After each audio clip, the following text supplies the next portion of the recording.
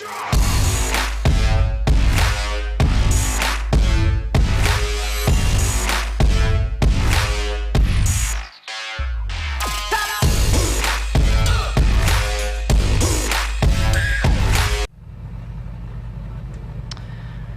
you see the number 25 car of Darren Ball, a quick turnaround for him out of one car into another, and there at the end of the pit lane. He's not able to take up his third position grid slot, but he will start from the pit lane. Of course, that's a bit of a disadvantage because he's now got about another 30 cars ahead of him than he otherwise would have had once this race gets underway. But it's a 2-hour race, so lots of time for the Rutec International Racing driver to make that time up in this 2-hour TEGIWA Club Enduro race. There's the minimum weight you can see on the car, 1,377 kilos, and all of these weights are recorded for all of the cars, and that is to ensure that the power to weight ratio of all of these cars can be carefully checked, because that is how the class structure works in the championship. Class A, which Darren Ball is in, is for cars of up to 300 brake horsepower per tonne. Class B for cars of up to 240 brake horsepower per tonne, and Class C for the tiddlers, if you like, 180 brake horsepower per tonne go in that class. Meanwhile, the incidents from the previous race have been cleared. The 30-second board is being shown, and very shortly the rolling lap will get underway for this TEGIWA Club Enduro Championship, as the cars make their way out onto the green flag lap, headed by Marcus Clutton in the Porsche Cayman GT4. A late change of decision by that team. Mike Price, the owner, was originally touted to drive that car, but the professional driver Marcus Clutton will drive the first stint on that car instead, and there is a penalty for professional drivers within this championship by way of an extra drive-through, and that will have to be served at some point during this race. But Clutton very fast in qualifying. His lap time was more than 3 seconds faster than anybody else, so we'll see how all of that pans out during the course of the race. We will have a look at the grid for this TEGIWA Club Enduro Championship now then. On pole position then, it's the car being started by Marcus Clutton, the Porsche Cayman GT4. Alongside him, the Silverstone winner Joe Taylor in the Lotus Elise, number 77. Carl Swift in the Seat Leon, number 6, starts on the inside of row 2. Alongside number 25, Darren Ball, although as we've seen here, will join from the back. Owen Fitzgerald, number 8 in the BMW E36 M3, is on the inside of the 3rd row, alongside Luke Sedzikowski in the BMW M4, very much one of the Class A Championship protagonists. Then it's Leon Bidgeway's Lotus Exige, number 32, and Lee Pearcey in the BMW 328i on the outside of the 4th row. On row 5 on the inside, it's Matt Maxted in the BMW E36 M3. That's the first of the Class B cars. Lee Pearce's car, by the way, a Class C machine. And next to him with Craig Denman, who'll be starting the Lotus Elise 135R, car 65. Steve Cheetham, number 43, lines up on the inside of row 6, alongside Matthew Wallace, number 55. On the 7th row, it'll be the 719 car of Pip Hammond, alongside Darren Anderson, starting the BMW 325 Ti. And then on row 8, Oliver Crease in the Lotus Exige, alongside Will Ashmore in the Honda Civic. Further back, on row 9, it's Darren Kell, number 68, the Mazda MX-5, alongside the Jonathan Evans Porsche Cayman. Mark Jones in the Seat Leon, number 48, will start alongside John Munro's Mazda MX-5. Then next up, it will be David Trigg in the Invitation Class Jeanette G50, alongside Paul Huxley going solo in the Seat Super Copa. Michael Downey in the number 76 Porsche Boxster will be alongside Imran Khan, who'll be starting the BMW 330 car number 79. On to the 13th row, that's Luke Handley's Honda Civic Type R and Ivor Mayer's in the BMW 330. Graham Kelly on row 14 in car 188, the BMW E46 325i, and the Ginetta G40 GTS of Amanda Black. The 15th row, number 14, George Haynes in the Honda Civic Type R, and Jeffrey Guerrier in the Mazda MX-5. Charles Campbell in the Peugeot RCZ, and Graham Robinson in the Lotus Elise. And then, sorry, he'll be on the back, sorry, it'll be Kerry Lewis in the Renault Clio, Edward Christie in the BMW, and then at the back it'll be Graham Robinson in the Lotus Elise. So the cars coming around for their rolling start. The safety car about to head into the pit lane. And it's Marcus Clutton then that is controlling the pace. Alongside him on the front of the grid, Joe Taylor in the Lotus Elise, as they make their way through Murray's, doing their best to keep 2 by 2. They're in pretty good order at the moment, but it's up to Marcus Clutton now as to when he gets the foot down and accelerates towards the lights, which are still on red at the moment. But as they approach the grid, the lights will go out and the 2-hour race, the TEGIWA Club Enduro Championship, will be underway, which it is now. The lights go out and we're off and running at Snetterton for round 7 of the TEGIWA Club Enduro Championship, and a good start there immediately by Luke Sedzikowski in the BMW M4, and he has gone through almost to take the lead, but no, it's Marcus Clutton just about holding on then as they turn their way through Rich's Corner for the first time in this 2-hour race. I think we'll get something like 40-45 laps out of this in these conditions. Up towards the right hand they go. So it's Marcus Clutton leading. Luke Sedzikowski in second, draws alongside on the exit of the corner there. Joe Taylor in the Lotus Elise in third position, and it's side by side like a 10-lap sprint, and it's Sedzikowski drifting a little bit wide there, but he's got his nose in front all the way around the outside, and Sedzikowski, number 33 in the TEGIWA backed TEGIWA liveried car, and surprisingly seeing he's the director of the company, that leads the way then from, in second place, number 74, Marcus Clutton. Third looks now to be the Seat as well of Carl Swift, as they all make their way around Agostini for the first time onto that short straight. Joe Taylor trying to get back ahead of the Seat there on the way up into Hamilton. He can't quite make it, but certainly, Marcus, it's been a great start by Luke Sedzikowski to get the lead. That was really bold, and he was quite brave on the outside there at Palmer, because you could easily go off, and Sedzikowski's had a huge slide at Oggies as Joe Taylor's dived back inside Carl Swift. So Taylor in the Lotus has come back into third place. Carl Swift is fourth, and it's the next of the Lotuses charging along behind. That's Bidgeway, I think, isn't it? And the rest in the pack. There's the 55 Seat, repaired after its incident yesterday. A very good start though by Pip Hammond in the 719 PDC Porsche Boxster. He started, I think, fourth within Class B. He's already into the Class B lead and well up the overall standings as well. Pick up exactly where when they come through at the end of lap number 1. But still a good fight going on between Joe Taylor, who had problems in the last meeting at Toulson Park. He spent basically 2 hours driving around a little more than 50 miles an hour for much of the time, but he came home with 6 points out of all of that, so that was nevertheless a useful exercise. That was stuck in fourth gear, wasn't it? I believe it may have been, yes. So he managed to get it home anyway, so that was good.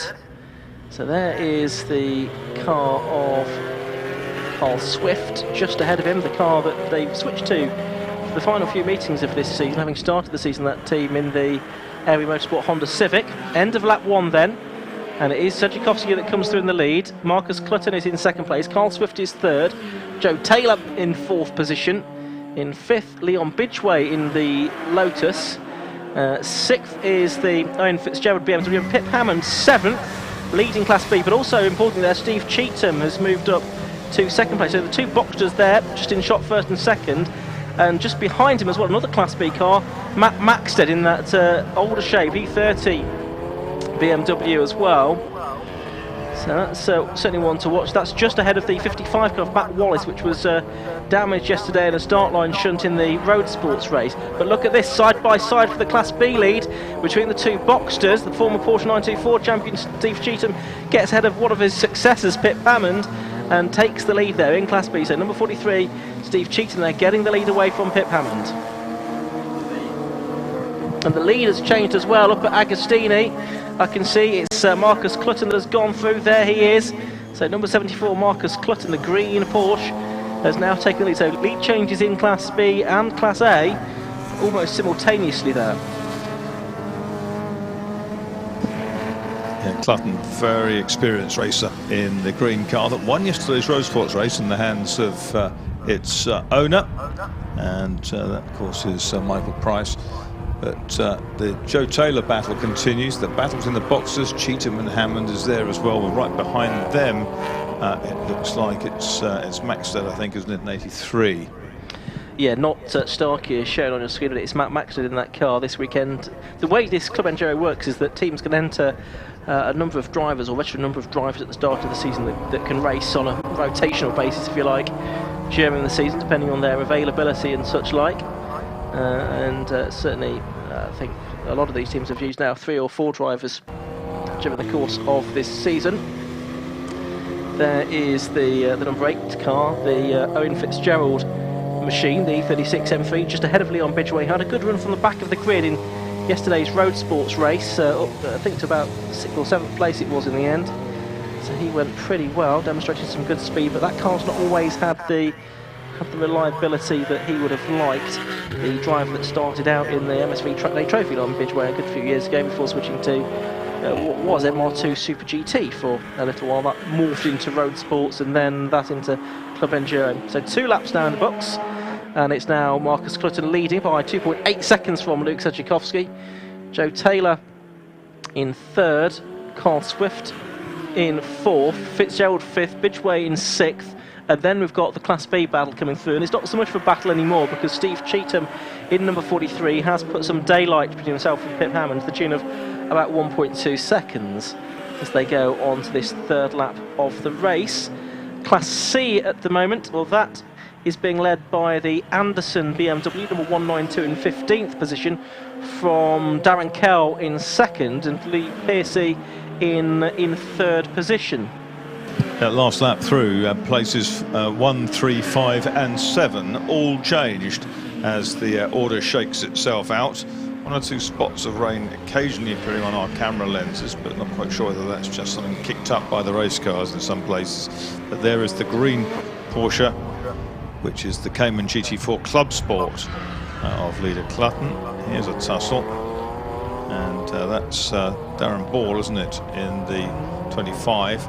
Having a battle with another of the Seats down the order. Oh, and off has gone Simon Crease there. Sorry, Oliver Crease, conflating the two drivers there in the Lotus Exige, number 10, that started right in the middle of the grid in 15th position. Well, it's getting back onto the circuit now. So, yeah, we do need to watch Darren Ball and watch his progress up the field. There is Joe Taylor, and he's with Sedzikowski now, Marcus. Yeah, he is, and he's threatening too. That light, nimble Lotus on home soil for Lotus, the factory just about 10 or 12 miles up the road towards Norwich, and opposite the base of Classic Team Lotus, which is run by Lotus founder Colin Chapman's son Clive. And there is the little Lotus Exige tucking in behind the big BMW. Yeah, so those 2, 2nd and 3rd at the moment, falling a bit further behind Marcus Clutton in the Porsche. There they are. We saw this morning how Marcus Clutton went down straight away, went top, and he was a couple of 3 seconds quicker than Michael Price. It was quite interesting because he had the best of the conditions as well, so that exacerbated that perhaps discrepancy. Yeah, the interesting thing here is, of course, that you imagine that he'll go pretty deep into this race if he possibly can, but he can only do 50 minutes, 50% of the way. He's going to say he can only do an hour, but he'll go as deep as he possibly can. You won't want Clutton out there for a minute less than you can afford that. But he has that 30-second extra stop and go, doesn't he, as a pro driver? He does. So there's that taken account, but really he just needs to get as far ahead as he possibly can to negate that penalty and to allow for the fact that probably Michael Price might not be as quick as some of the other drivers out there. So Sedzikowski and Whitmore's probably a fairly even lineup. Joe Taylor's doing the whole race on his own. Swift and Baker, I don't think there's a lot to choose between those two, nor Hines and Fitzgerald. So Price looked pretty handy yesterday in winning that road sports race. Yeah, so it'll be interesting to see how his times compare with the other Class A cars around him. Coming through to complete 3 laps of the race now. It's still Class B being led by the 43 Porsche of Steve Cheetham. As we've got a change there, yes, it's happened. Joe Taylor's gone through past Sedzikowski for 2nd place on the exit of Agostini there. not seen it on the cameras, but out of our commentary box window we have, and Taylor has got through and pulled out a few car lengths. There is the that battle for second place overall. We just saw the two Boxsters disputing the lead of Class B as well, briefly on shot for a second. We'll perhaps come back to those, but certainly now Joe Taylor in the Lotus getting away from Sedzikowski's BMW M4. And in the height of battle, 77 there on your screens, that's Joe Taylor was lapping about 2.3 seconds slower than the race leader last time round, but he had his line of vision filled with a big BMW. He did indeed.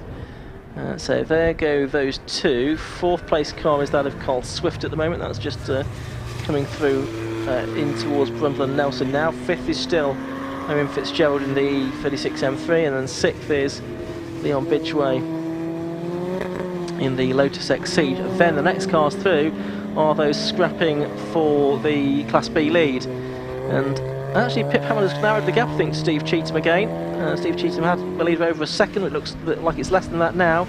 It's a three-way fight really, because they've got Matt Maxted, the talented young driver who's been doing Ginetta GT5s this season, right with them as well.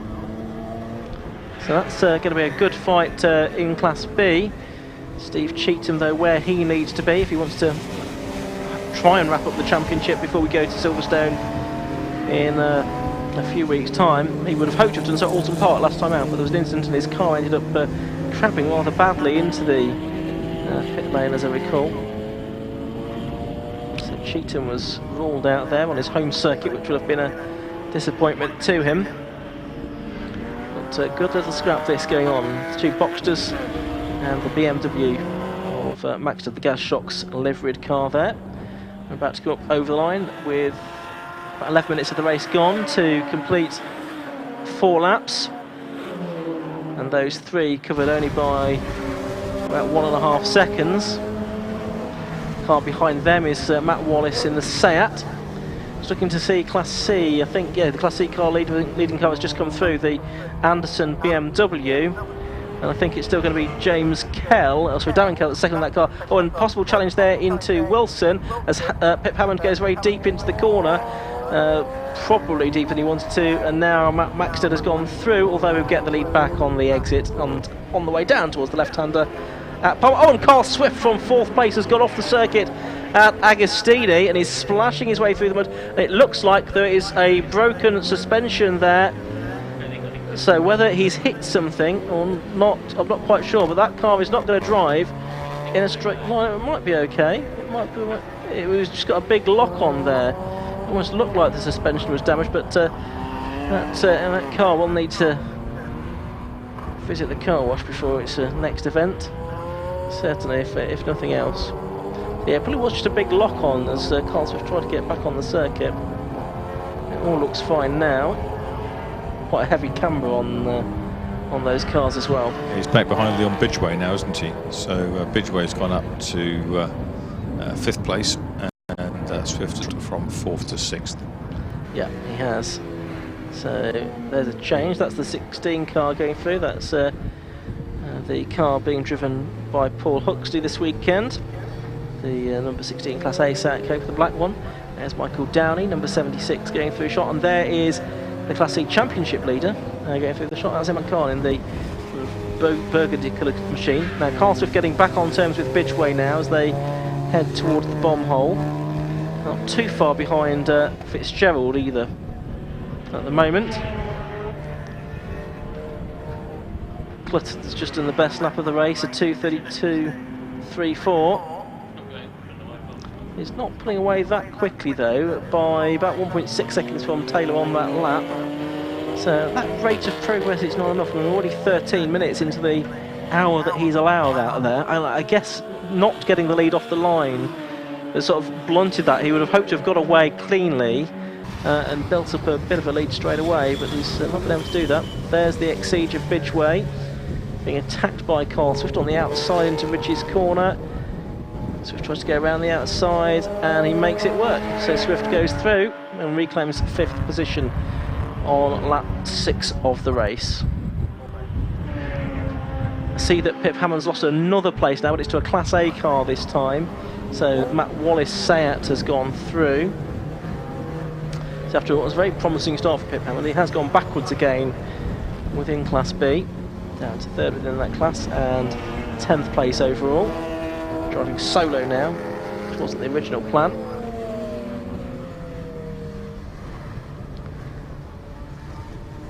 It's already nearly a quarter of an hour into this race.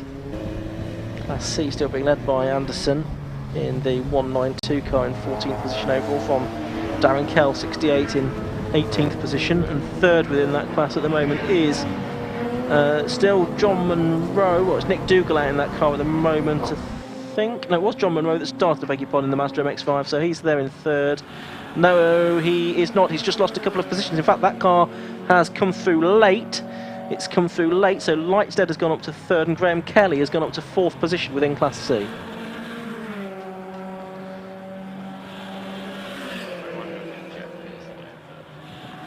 Yeah, so cars making their way around.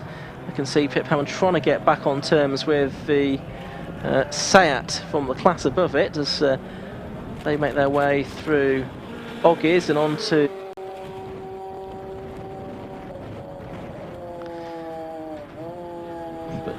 relatively quiet on the pit straight until Marcus Clutton flies past. Now he's done another fastest lap of the race there at 2:31.51, and we're waiting for Joe Taylor to come through in 2nd. And what time did he do? He did a 2:33.53, so another personal best. The gap now has gone out by another couple of seconds to 11.5 seconds. So he's made up 11.5 seconds after about 16 minutes. So if he does the full hour and they sort of continue at that rate of progress, it's probably going to be a lead of, I don't know, 45 seconds, something like that, which is probably roughly equivalent to what he'll need to negate that penalty. Yeah, you've got to come into the pits, then stop for 30 seconds and then go out, hasn't he? Yeah. I think we all looked at the time he set this morning and thought 3 seconds a lap faster, that doesn't sound like a big enough penalty to sort of negate that in effect, but it might prove to be okay with different conditions this afternoon. Slow lap for Luke Sejikowski in the M4 that time in 3rd place, so he's still 17 seconds clear of Owen Fitzgerald. And now the 2 Class B leaders, they're heading down towards Riches once again, and it's Steve Cheetham and Matt Maxted this time. They were separated as they went over the line by only about half a second. That time through, Maxted did a personal best lap of the race of Class B, fastest lap as well, I think, a 2:41.91.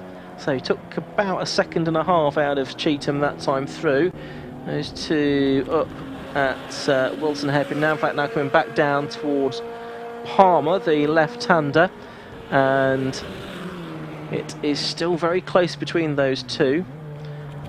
We're out of Palmer now, past the Tours Restaurant, and Maxted I can see lining up an attack. There's our race leader though, Marcus Clutton. You can see already is well into the traffic as well here, and this will be a feature of this race, as it always is in Club Enduro. How you get through the lap traffic is every bit as important as sort of outright pace and reliability. Here is just passing the Charlie Campbell Peugeot RCZ, the Belgian Endurance Championship car. Is that what that was originally built for? And Clutton now, we'll see if this traffic starts to blunt his progress away from Joe Taylor, but of course Taylor will also be in with the traffic as well. And goes across the line again. There is Joe Taylor just coming out of the Murrays. They've just passed the Amanda Black Ginetta G40.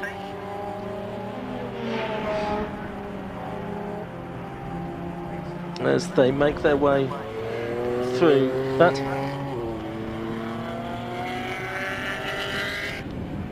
So they're making their way around the right-hander at Coram. These cars in the midfield, there is the Exige of Liam Bidgeway going through there in 5th place, and just behind them is Carl Swift in 6th position, in the car that will hand over to Rob Baker a little bit later on. As we watch for them as they head up to the right-hander now at Riches. There is the Charlie Campbell Peugeot RCZ.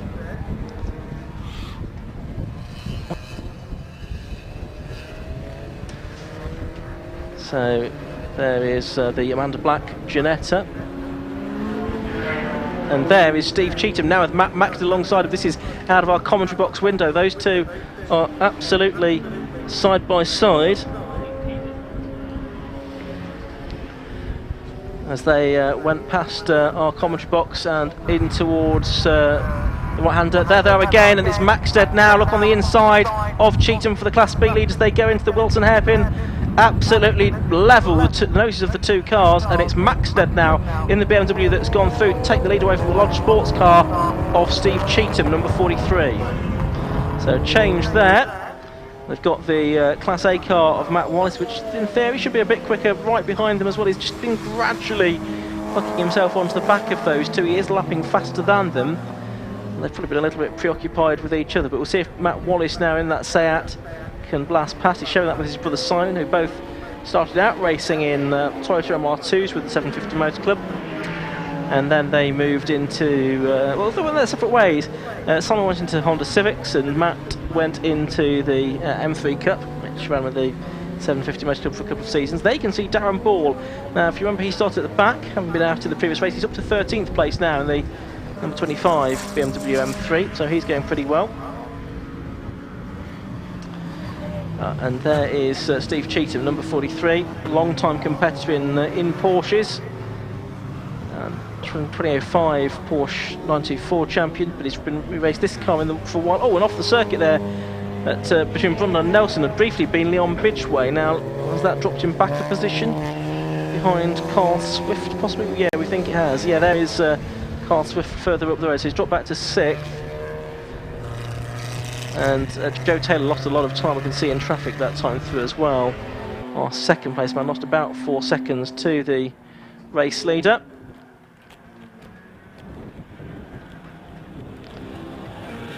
There goes that Amanda Black in Anderson Ginetta once again over the line. About 22 minutes of this race have gone so far, and Clutton now has got his lead out to more than 18 seconds over Joe Taylor. He's building it towards a minute in an hour, isn't he? Something like that, which would be interesting with that extra stop scheduled. Does he have to make the stop, or can it be either driver? It can be either drive, but I think most drivers probably just use the non-pro to do that. So, see what happens. Of course, there may be other good opportunities that present itself, maybe a safety car or something like that, which we've not seen yet, but it wouldn't surprise me if we did at some point during the 2 hours. Another of the Porsches goes through. I think that's the Cayman from further back down, the order of Jonathan Evans, 136, blasting through.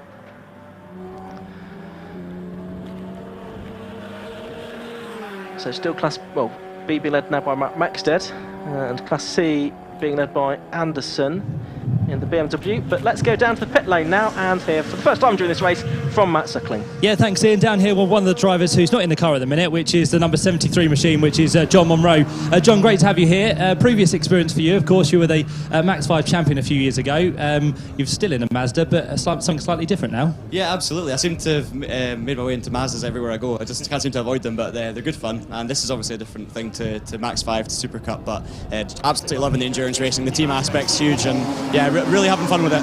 And how do you adapt as well? Because it's a longer race to start with. You've got a partner in the car as well, so you kind of just spend most of the race looking at what they're doing, and then you can jump in. Yeah, absolutely. I actually started doing hill climbs and sprints, so I've kind of gone full circle, moving from that into the sprint racing, which at the time was like endurance, and now I'm doing proper endurance racing. But I really enjoy the team aspect. You know, we've got a great team of guys and girls in the squad, and it just means that you can kind of share success together and you can push each other on. So I'm really enjoying a partner with Nick Dougal, have been all year, and it's been fantastic. We're both helping each other along as well, so no, I absolutely love it. I really enjoy it. And Nick's not doing too bad at the minute. He's getting on all right. What do you reckon you can pull from the bag in the second half of the race? We'll have to wait and see. He's really struggling with the temperatures, I think, trying to get temperature in the tyres. I think a lot of people are, but the main thing is just keeping it on the road at this point. With the last couple of races, we've been leading by over half a lap and we've had issues, so hopefully this one, just making sure we keep it on the road, don't have any mechanicals, and then if the track gets a bit more grip later on, maybe we'll come back into it. But he's just trying to settle into a rhythm, and he's quicker than a couple of cars in front of him, so yeah, just wait and see how it goes. But he's fairly happy with how it's going at the moment. Things might dry out because there's a lot of cars out there. It's not raining at the minute, so a dry line could start to appear later on. Yeah, I'd love some technology to tell us who's on slicks and who's on wets.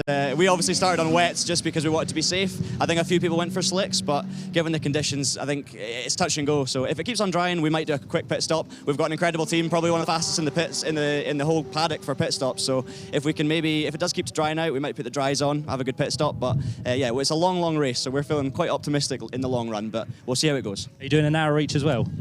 Just really depends on the safety cars and stuff. We'll try and optimise the race and get as good a result as we can. We don't really mind who does more or less. We just want to get a good result and enjoy it. So yeah, fingers crossed. Brilliant stuff. Thanks, John. Good luck for the rest of the race. Yeah, thank you very much. Cheers. There we go. John Monroe down here in the pit lane. His teammate Nick Dougal out in the car at the minute. And as you heard, Ian, who knows who's on what tyres, but I'd imagine most people on wets at the minute. And there could be some strategy call a little bit later on. Yeah, absolutely. John Monroe, I think I said earlier on, he was in the car, but that's me not being able to read my own writing, and it is Nick Dougal, of course, that's in the car for the first part of the race in the Together We Progress car that's run by the students even, at Glendower University, over there in Wrexham. So meanwhile, we've got the black and white driving standards vote. That is being shown to number 79, so that's Imran Khan. There it is, just to prove the point, and that, one would imagine, will be for exceeding track limits, but it could be another driving standards indiscretion that has attracted the attention of the observers around the circuit, who've phoned something into race control to voice their concerns, or radioed it into race control. I think I'm right in saying that we've had 25 minutes of this race, we've not had a car into the pit lane yet, which is unusual. Yeah, I suppose if you dive in now and make a change of tyres, then that's the problem. But no one appears to be really hunting for the remaining bits of really wet parts of the circuit. So I assume there's enough water over a long enough swathe of the circuit to keep the tyres working pretty well at the moment. If you're on pucker wets. Yeah, absolutely right. There's our Class B leader then. That's Matt Maxted in the number 83 car at the moment. And he's battled his way through past Steve Cheetham and past Pip Hammond, who's in the 719 car solo, rather than with Gavin Johnson this weekend. And those Porsches, the car 43 of Cheetham, 719 Hammond, are just, what, 3/4 of a second apart? Yeah, not too much to choose between those at all. Both doing quite long laps, relatively long laps last time, 244s compared to 242s and 241s that they've done earlier in the race. But I guess this is traffic. It does start to come into play, and if you catch it at the wrong moment around here, you could easily lose a couple of seconds, which they appear to have done. So that's how that's going. Class C, only the one Class C car now inside the top 20, which is still the car of Anderson, number 192, Anderson 325 Ti.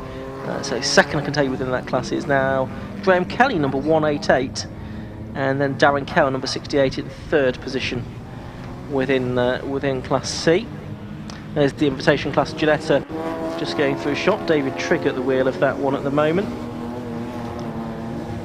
Great queue of cars. Surprising what a bunch of cars there is, all going through the same piece of circuit there, given that we are so deep into this race now, 28 minutes, or very nearly 28 minutes into this race, so approaching 1/4 distance in this TEGIWA Club Enduro Championship race, the penultimate round of the season, which will culminate at Silverstone 2 weeks today.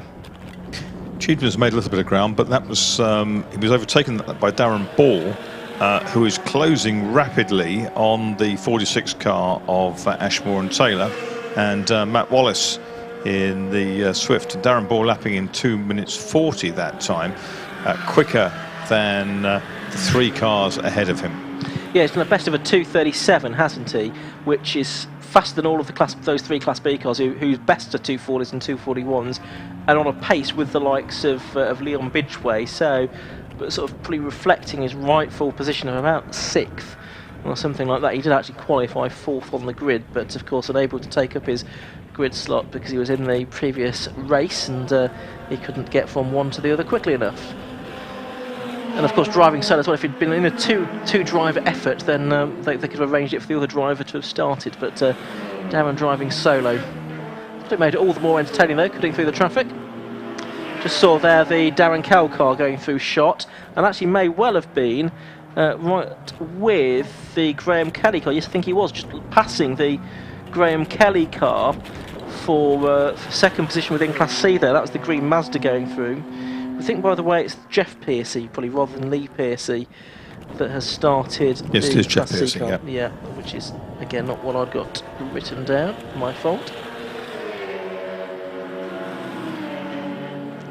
So, we are coming up to the half-hour mark in this race. Let's just have a quick rundown on the order. It's Marcus Clutton then. He is leading by nearly half a minute, 28.86 seconds at the end of 11 laps. So number 74 leads from number 77 Joe Taylor in second place. He's about 26 seconds clear of number 33 Luke Sedgwickowski in third, who in turn is 13 seconds clear of Carl Swift in the Seat. Number 6 in fifth place it's number 8 Owen Fitzgerald in the BMW. 6th is number 32 Leon Bidgeway in the Lotus Exige. Then in 7th place, just coming across the line now, is the number 83 car of Matt Maxted. In 8th place it's number 55, which is Matthew Wallace, although as I say that, he's actually lost out to the Honda Civic that's just sort of snuck through. They're not quite unnoticed, but Will Ashmore there in the Honda Civic, the Army Motorsportman car, has now gone through into 8th place.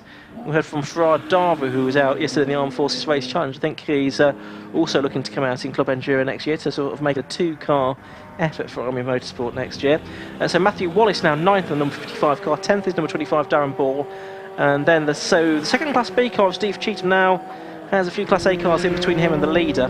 Steve Cheetham is 11th in number 43, and it's about 2.5 seconds the gap between him and Pip Hammond, number 719 in 12th position. 13th 136 Jonathan Evans, 14th 192 the Class C leading car of Dan Anderson, and 15th number 65 Craig Denman. And a big clump of cars there involving I can see that Andrew, the 179 car now has got, or the 79 car has got through, and that's a change of Class C position. So for second place in Class C, it's now Imran Khan and the BMW that had got ahead of the green Mazda of Darren Kell, and also in there as well was Graham Kelly. So a very good battle going on there among the Class C cars, and lots of good battles wherever you look, really.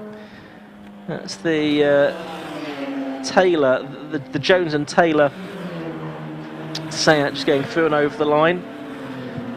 Let's see how many cars. We've still got 34 cars circulating. I think everyone that started is still circulating in this race, so that's excellent after more than half an hour of the race. Very good reliability as Carl Swift goes over the line once more. And now in third place, the Luke Sedgwickowski car has gone, and I can hear Matt Suckling, yes, is down there in the pits. Yeah, in the pit lane, Ian. So out the car gets the first driver, which is Luke. So he just has a look and makes sure everything's okay. And of course, no driver can be in or near the car while the refueling is going on. So that's all now being done for the team. He's having a quick chat as well with David Whitmore, just to kind of give him any helping hand at all, because as we've heard from many drivers, it's very tricky out there today. So he'll just be kind of advising where the best lines are to be and how the car is reacting in those places as well. So those two drivers just wait, and I think there's going to be a change of tyres as well, yeah, because they're going to take off the full wets and they're going to put on, by the looks of it, what's going to be intermediate. So that's what's going to happen with the, or slicks, it's effectively going to be just with a slight groove in it. So the second tank of fuel now goes in. The car is very shortly to be jacked up, which it now does. The BMW goes up, and Luke's going to help with the strapping in of David Whitmore. So David jumps in a lot taller actually than Luke himself, so that could take a little bit of work to get him strapped in, but everything going okay so far. And just looking at the tyres, they have got 5 wheel nuts, so it's not going to take the work of a Formula 1 effect style pit stop. It's going to take a little bit longer, but they're doing okay at the minute. The right sides are nearly done, the left sides are now going on as well, and Luke is just standing by, and we'll hopefully get a quick word of him before he disappears, or just we'll wait for all this unfold, of course, because it's a very long stop with everything going on down here. So just got to make sure everything's going right, and before too much longer I think they'll be on their way. Of course, it's a minimum of 3 minutes, isn't it, in the pit stop, so they can't go before that, but they just want to make sure everything is done while this all happening as well. And just behind us, I can tell you there's a couple more cars in as well. We've got the Peugeot by the looks of it, and also the 160 BMW has come into the pits as well, though that car has parked a little bit precarious there, so it may not be going back out, but we'll find out the details of that very shortly. But the pit stop nearly done. The right rear is the final tyre to go on. Just a quick tightening on all of those, and then David Whitmore will be on his way and trying to bring this car back up the order. Yes, thanks, Matt. If you get a chance to have a word with Luke, do come back in a moment. But it's a relatively early stop, then just over half an hour in, and it's giving David Whitmore the majority of the race. But clearly, there's a strategic element of this to get them onto the tyres that they think are the right tyres for the second half of this race. I'm sure they've been looking at the weather forecast, the radar as well, to see if there is any sign or any more rain coming. It's certainly looking a bit brighter over there at the Ritchie's end of the circuit than it has been all weekend, really. So that could prove to be an inspired choice. We'll wait and see. But it does mean that it's quite an even stint between those two drivers, and Whitmore will therefore have to do most of the driving. So we've had 35 minutes now of this race, and it's Marcus Clutton leading the way by 35 seconds. Off the circuit has gone Luke Handley, that is, in the number 51 car. I'll work out exactly where that is that he's done that, but he's back on track now. There, back into the race goes Luke Sejikowski and Porsche's together, because there is the race leader about to lap, and he does lap Pip Hammond. So Marcus Clutton goes through, Pip Hammond into second place. But let's go back down to the pit lane, Matt. Yep, Luke is down here. David Whitmore is the man who's just jumped into that car. Luke, not a bad stop for you there, but how are track conditions at the minute? It was really hard work. We kind of gambled and went on the opposite tyre to our two competitors in the championship. Not sure whether it was right or wrong. Obviously it helped to the very first couple of laps, but then as they got temperature into their dry tyres, obviously it came to them. So I don't know, a bit of a difficult one, but yeah. Is that the reason for the early pit stop? Yeah, exactly. Try and swap tyres over. Apart from that, thing not looking too bad. Hopefully David now will bring the car through and kind of get back up towards the head of the order. Yeah, well, obviously we're joint leading the championship with Joe, the guy in front of us, so we've got to beat him on track to be able to beat him in the championship, so it's as simple as that, really. Were there a few issues with the radio there as David went away? No, I think he just wasn't plugged in correctly. You looking forward to the rest of the race, though? Yeah, can't wait to see the end result, really. Will you get back in at all? No, I won't do now. Well done, Luke. Thank you. There you go, Luke Sejikowski down here, David Whitmore now behind the wheel of the number 33 car. Thank you very much, Matt. There is Carl Swift in the number 6 Seat, running in third place, and that was promoted when the BMW went into the pit lane, and he's running there for third place. Owen Fitzgerald 4th, Leon Bidgeway 5th. He's promoted in 6th place as well, Matt Maxted in the BMW, the Class B leading BMW, number 83. And then some side-by-side action going on a bit further back. That involves the Ginetta and the little Lotus, the number 23 car, which is the Graham Robinson Lotus Elise 111S. So 38 minutes have now gone of this race, which we've seen that early pit stop then made by Luke Sejikowski. He was explaining there that they made the opposite tyre choice their rivals in the championship, and I think the jury is out on whether that's been a good decision or not. We'll see how things go in the second part of the race. Now there is the 79 car of Imran Khan, and he now is he's behind Graham Kelly again, isn't he? So if I just look at my timing screen, he was in 21st place, so Class C is Darren Anderson number 192 leading, Graham Kelly number 188 second, Imran Khan number 79 in third place, and Darren Kell number 68 in fourth position. There is Darren Kell now in that green and orange Mazda MX-5 with the hard top on. There's a nice little cross section of cars there, a couple of the Lotuses. You've got the Porsche of Michael Downey, number 76, usually races with the Father Dave, but he's not out this weekend. More news from the pits, Matt. Yeah, we mentioned the 160 BMW was into the pit lane as well, which is Jeff and Lee Piercy, and the reason they've been in for quite a while is because those two drivers are actually doing the whole pit stop themselves as well. So in terms of tyres and a change to slicks, they've done pretty much all of it on their own, so that's why they've been here for quite a while. But they're almost done now, and the second driver has just jumped aboard, so the 160 machine is now just about to head back out onto the circuit. Yeah, well, that's excellent effort. True Club Racing. without a big entourage to see them through their pit stops. Good battle this going on between, well, it's not a battle, it's just Michael Downey's being lapped by the ex-siege of Leon Bidgeway. Michael Downey running in 20th position at the moment. Oh, and off has gone Ivor Mares. He's in a big puddle of water, which isn't hard here. That's on the exit of Agostini. A few drivers have explored that during the course of the weekend by the looks of it. Ivor, who will probably be able to... Oh, and off goes Nick Dougal in the number 73 car. He's going to try and find that same puddle, I think. He's gone very, very wide at Agostini. He drives through the mud and will get back onto the circuit. So if John Munro's in the pit lane and listing, you're going to have some muddy tyres to on the car when you get in it. So Nick Dougal has gone off and he's rejoined on track just ahead of Pip Hammond, but effectively a lap down from him. So all of a sudden, one or two drivers having a few moments. So there is Downey. So yeah, in 20th position. Then 21st is Imran Khan just behind him. There's Luke Handley. He was off the circuit not too long ago as well.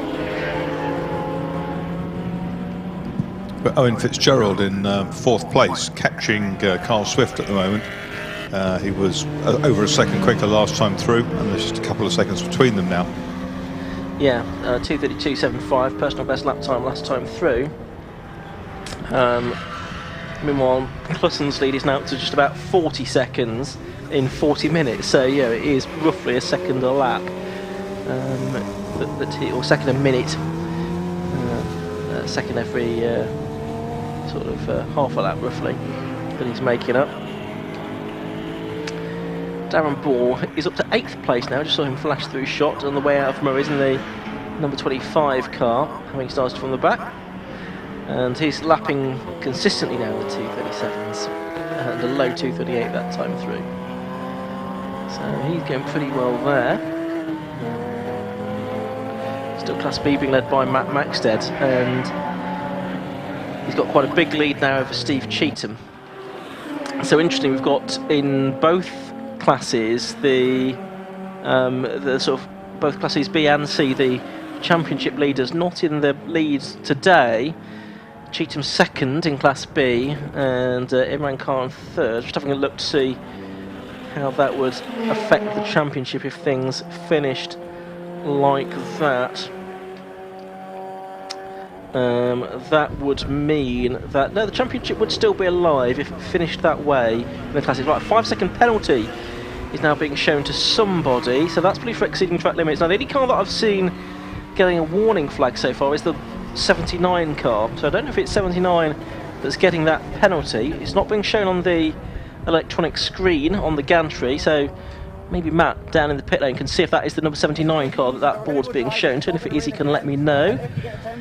He's now getting down on the floor, is Matt, and then to find out. But yeah, looking to see the number on that board. Is that number 79 on that board? If you can see, Matt. It is indeed. Yeah, 79 is the 5-second penalty for that car. So just while that goes down, we've got another pit stop as well taking place. The man we spoke to a few minutes ago, John Monroe, he is now about to jump aboard the number 73 machine. So Nick Dougal has jumped out. We've got double fueling going on. They've got 2 fuel tanks on either side, so it's a lot quicker to fuel the car. So that's all being done at the minute. And it's another car which is about to go onto groove slick tyres effectively. So that is going to happen once the fuel has all gone in. And John Monroe is standing by, and he'll then get himself around about an hour and 15 minutes into the car. So it's going to be a lengthy stop for him, but they think they can do it. And if you want anyone in the car, it's the former Max 5 champion of John Monroe. So that's all going to go down very shortly. And the team just standing by, as we said, ready to stick the jacks under the car. And as soon as they're ready to go, of course, they'll get that car up and get all 4 tyres onto that as well. And if I just turn behind me as well,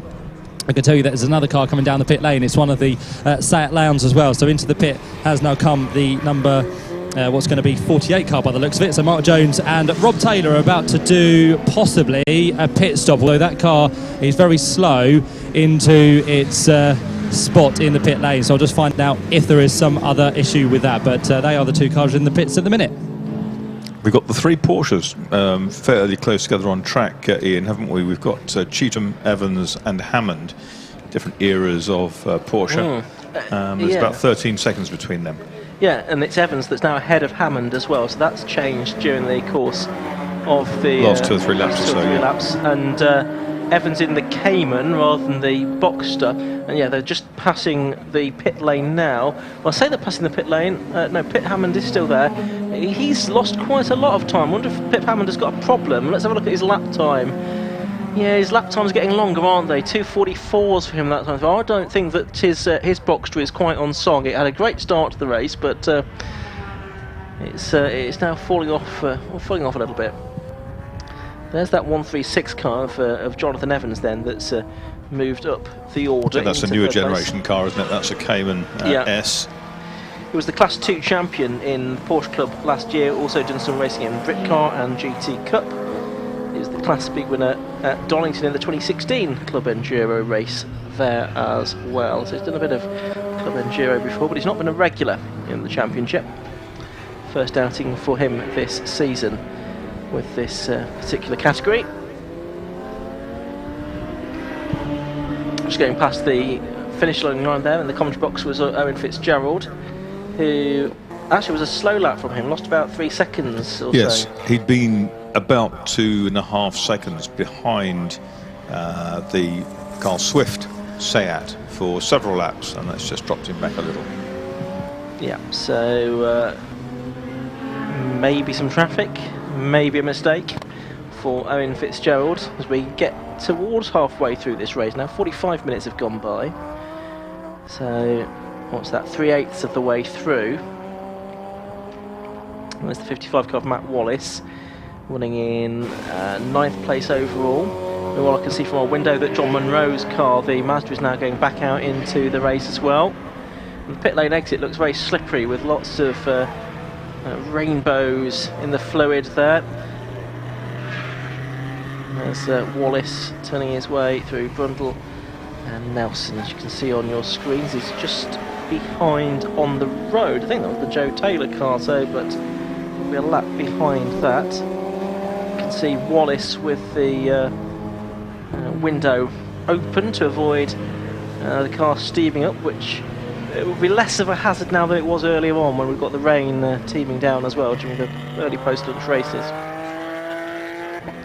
That's right, and Marcus Clutton has lapped everybody up to 6th place. So, in fact, the 6th place car is lapped now at Maxted. So, top 5 on the lead lap. Clutton, Taylor, Swift, Fitzgerald and Bidgeway. Yeah, and just getting over the line there, you just saw was the 192. That's the Class C leading car of Darren Anderson. So he's that was just a personal best lap of the race actually as well, a 2:40.76 for him. So he's gone faster than a few of the Class B cars have been going recently as well. Darren Ball up into 7th place now in the 25 that started in the pit lane. Just looking to see Sedgwickowski and, well, now David Whitmore at the wheel. They're showing 24th, having made that stop, which we've not had that many stoppers yet, but I would imagine that now we'll be getting into the point in that race where we'll see a lot more of them, and certainly if we were to have a safety car any time soon, I think the pit lane would get very busy indeed. Usually that's how we see this work out. If there's a safety car roughly in the middle of the race, all of a sudden he gets in. Leon Bidgeway goes over the line once again. 2:33. Yeah, Matt Wallace's car, that's been losing time, hasn't it? The 55 set. We've seen that on screen a little bit, but a slow lap from him last time through a 2:48.62, so 7 seconds off his best. So I think that might be a pit lane visitor before too often. There it is, just on your screen now, heading up towards Agostini. That's certainly something for Matt to keep an eye on when that one comes in. Just looking down the pit lane now, and there's no cars in there at the moment as far as I can see. The car that Matt was a little bit concerned about, whether there might be a problem with it or not, that has gone back out, the 48 car, the Jones and Taylor set at Leon, so that's gone back out in 31st position at the moment. As we have an hour and 11 minutes of this race left to go. Clutton still with the best lap at 2:29.55. He's just at a 2:29.57 as well, so just 2 100ths off his best time too. capable of putting in these consistent lap times. There's Steve Cheetham going through, and Jonathan Evans. Not too much between those now, about 2.7 seconds at the beginning of the lap, but has Evans been able to take anything out of Cheetham's second position in Class B on that lap? No, he's not. Cheetham about 0.2 of a second faster in actual fact. There's the Swift and Baker cars. Carl Swift at the wheel at the moment in number 6 in 3rd place. A minute and a half behind Clutton, about 46 seconds behind Joe Taylor. So it's first 3 cars pretty much equidistant at the moment. The 481 car looks like it's been on the grass or maybe in some kind of strife. That's the Edward Christie E46 M3, one of the Class B cars. Let's just go down first to Matt Supping in the pits. Yeah, a couple more pit stops as well taking place now. First off, number 46, which is the next car in Will Ashmore, and also that of Matty Taylor. So that's being jacked up, in fact, quite high on the right side. So I'm just wondering if there's more damage rather than just a tyre change. Let's have a quick look underneath. Yeah, they are looking at the right front of the car, so I reckon the team just trying to work out if there may be some damage under there. So that car at the minute will sit there and have that work done. And also just behind them into the pit lane has come the number 44 car, which is the Stuart Dayburn and David Trigg Ginetta G50, and that all looks to have gone very smoothly. So that car has had its fuel done. No tyre change on that car either, because I think they were running the optimum tyre that they wanted to run when the race got underway. So they're going to stay on that tyre, which looks to be wets actually. So I think they're comfortable with that. So that's going to go back out on those tyres. And the number 46 car has now just been dropped back down, and I think they're happy with the look on the right hand side. So maybe there could have been a call from the driver in the car just to say there may have been an issue. So the team just want to check it over, make sure it's all okay. And if it is, then they'll be back on their way as well. But those are the 2 cars in the pit lane at the minute, Ian. Yeah, thank you, Matt. We've got an hour and 9 to go. Oh, now there's a car parked, and it's a Lotus. It's on screen, trying to work out exactly where that is. It's somewhere on the infield section. Number 10. It is. Look, there's a better angle of it. So that is the Crease and Middleton car. So that looks to be out of the race at Agostini. So yeah, he's parked up there, and out of the race, just at the back of the paddock. So that's disappointing. That's disappointed body language from the driver as well, not even able to get it back to the pits to see if that car can be fixed. It's off the circuit though, at least, so that shouldn't cause any disruption. The other white Lotus has gone through. That's Joe Taylor, Exige number 77, 44.3 seconds. He's actually got a little bit closer this lap, but still, it's 2 and a little bit seconds per lap on average that Marcus Clutton is able to make up as the pro driver on Joe Taylor, his pursuer. Joe going solo. On your screen is the 55. And that's heading into the pit lane, isn't it? Which we presaged a few minutes ago, because it was off song. Its lap times had gone out to 2:45, 2:48, so a lap or 2 ago as well. Has that been in before, or is this first time? First time for that particular car. But that is in now with 52 minutes gone. So, coming up to the midway point of this race. There is the Area Motorsport run car. Obviously, the opportunity being taken for a driver change. Matt Wallace getting out. Simon Wallace will get in once the refuelling has been completed. You can see there's someone on there on hand with the extinguisher there as well, as is required in refuelling races to make sure. Watching there, you can see in the background Rob Baker, the Area Motorsport boss as well, who'll be getting out into the other car in a moment. Has Jonathan Evans stopped in the 136? Is he in the pit lane somewhere? Let's have a look. I've not seen that car come in. Off over the back of the barrier here on our screens. Yeah, I'm not sure that it's his, but I'm trying to work out not his. who it belongs to.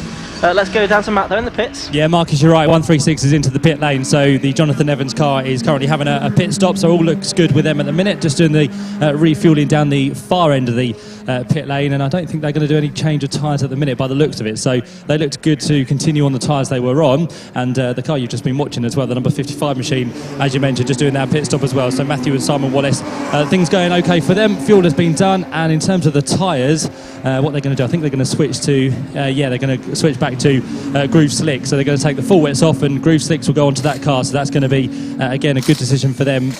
Apparently the conditions are now starting to change where they need to get onto the different set of tyres. So pit stop starting to unravel now as we head to near enough the hour mark. We've got 54 minutes completed, and we've also now got into the pit lane the Ginetta G40 as well by the looks of it. So down the lane comes that car, and it will pull up pretty much hopefully near to us, which is, I think, the 177 machine of driven first by Amanda Black, and Ian Anderson is the man to jump aboard that one. Okay, thank you very much, Matt. So yes, I couldn't quite see that car at the end. So we still don't know which car that was stranded. We could just see the roof over the dark-coloured car with a wing on the boot. By the looks of things. Try and work that out in a moment. What might have gone on?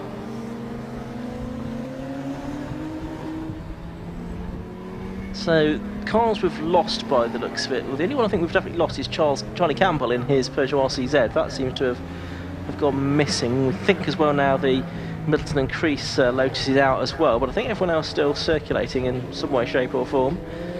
So 32 cars still running at the as we come up to the hour mark in this race. The other area motorsport car goes past. That's Carl Swift in third place. There's our race leader on screen at the moment, Marcus Clutton. Now he can probably do at most, I would think, one more lap, because any more than that he'll have been out on track for more than an hour. So I think he's going to do one more lap at most. There's Steve Cheetham, number 43, still second within Class B, looking to try and wrap up the championship, but at the moment not looking like he's going to do so.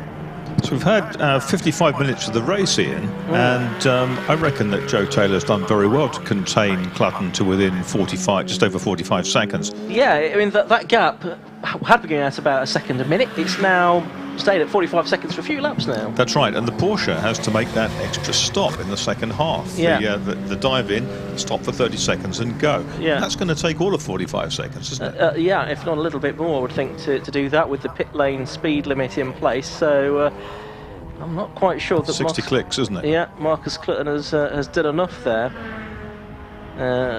He's still out there in front though, but it is that penalty that he will earn the team for being a professional driver.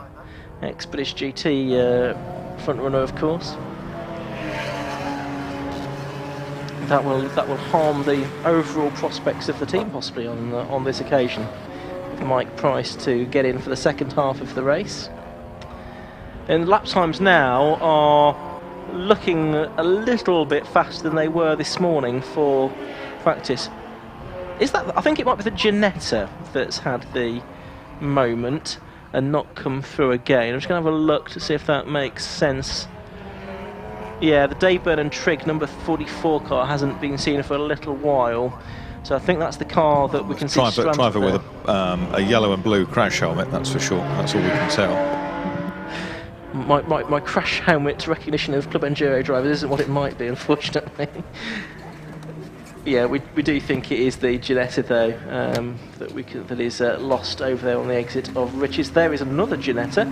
That's Ian Anderson getting into the car that Amanda Black, the occasional graduate racer, time has gone by, and more recently British GT, that they're racing together. She had the first stint. Again, some work being done, just tightening up on the wheels there.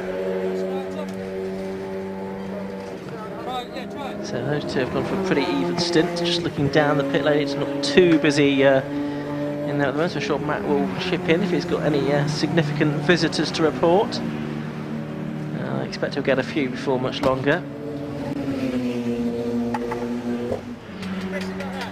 Yeah, that lap, actually, having said that Taylor doing a good job of keeping Clutton's lead to pin to 45 seconds, now gone out to 49. Safety car in the pit lane.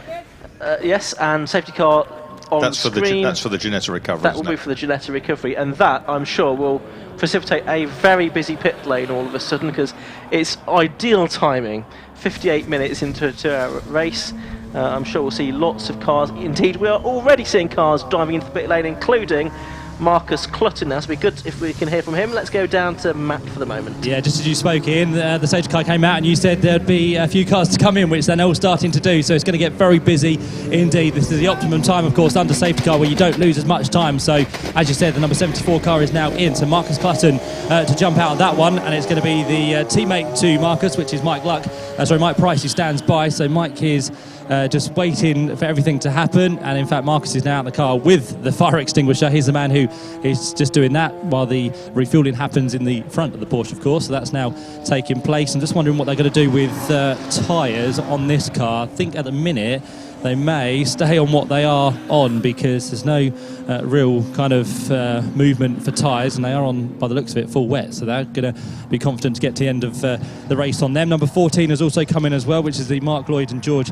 Haynes machine. So the Civic is in, and there's BMWs. We've got the Lotus as well, which has come down. Joe Taylor, but he can't find his place in the pit lane, so that's delayed him quite significantly now. He's got to go around the number 83 BMW, which he's now managed to do, but it's not the biggest. It is a fairly big pit lane here at Snetterton, but with what's going to be over 30 cars trying to get into the pits, they've got to try and do this as best as they can. So some will go sideways, some will come in as straight as they like, but at the minute it's going to get very busy. Number 51, the Civic is into the pit lane as well. We've got the Clio, the BMW's down the end of the lane as well, waving to someone, because I don't think there's any team members there to help him out. So the BMW's in a bit of strife at the minute, just trying to work out who. Pretty much everyone had to come in anyway, because we're just about on the 1 hour, so that was the maximum stint, wasn't it? So but it's only the maximum stint for Clutton, though, so everyone could go as deep as they liked, subject to fuel. But now they'll be in a say en masse, and Evans has gone out into the safety car situation. Yeah, so all of the class leaders are in. So Clutton is in. Darren Anderson, you can just see they're getting in as well in the 192 BMW, and certainly Matt Maxted was in as well in the Class B leading BMW 2. The 481 car, well, I'm assuming that must have stopped and is going back out again, because otherwise it's gone straight through the pit lane. Now we can see a couple of Snetterton recovery vehicles heading up to the scene to try and remove that Ginetta. But with most of the grid now into the pit lane, there's the 65 car, which John Lemaster will take over from Craig Demon. That will be a driver change as well. Matt's back in the pits. Yeah, Mike Price is now into that car. Marcus Clutton has done everything he can, so he's strapped in and just has to wait for that 2 minutes to tick down. So that's going to go out very shortly. There's drama for another number 8 machine, which is the Rory Hind and Owen Fitzgerald, because that again couldn't find its place in the pit lane, so it's stuck there for quite a while on the apron. So that's not good news for the number 8 car, but now they've got the team to it, and some fuel to be sorted as well. And I think the BMW we mentioned that was in strife, not really with any team members, was the 316 machine of Ivan Mares. So that's now, I think, got some team members with it and back on its way. But a very congested pit lane at the minute. But I think, as we said, most of the cars that are out there and who hadn't done that pit stop are now into the pit lane. And there's been big dramas down here for some teams, because as we said, they just couldn't get our teams to them. They couldn't find their place in the pit wall. So it's lots going on at the minute, and some kind of flurried team members trying to get tyres done and everything else. So it's not the best of places to be at the minute, but we'll try and catch up on all the news in just a short while. Matt, is there a tyre change on the Joe Taylor car, 77? I'll just head down there now, Marcus. Hold on. Yeah, we'll find that out. There's the Haynes and Lloyd Jones car going back out into the race, number 14. It's going to have to wait at the pit lane exit there, because the safety car queue is about to come past. And while that happens, there's a red light on at the pit lane exit, so we're going to have to wait for the whole queue to come past. There's a few cars that I think will come in as well. You can see Michael Downey coming in. I can see Imran Khan coming in as well. So one of our Class C Championship contenders I can see coming in. Those just outside the top 20 full stops. And now I think I can see Carl Swift heading in as well.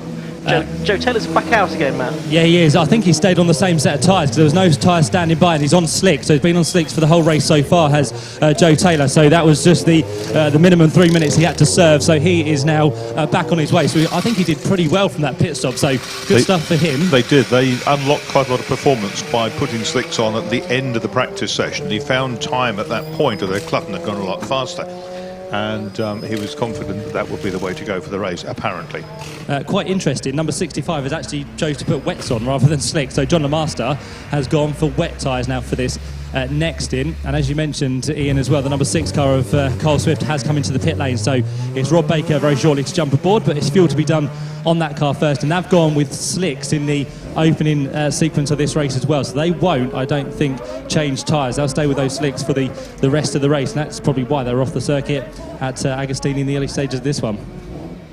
Okay, thanks Matt. If you get anyone to talk to, it'd be interesting to hear from them. We can see the fuel going in on the Carl Swift and Rob Baker Area Motorsport Seat, which was actually it was leading the race when it came in, because it had stayed out a little bit longer than some of the others.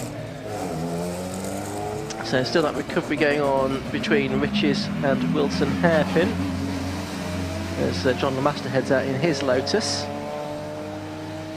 As the cars behind, they'll all try to queue up behind the safety car. Not quite clear how long the safety car will be out, and therefore how long.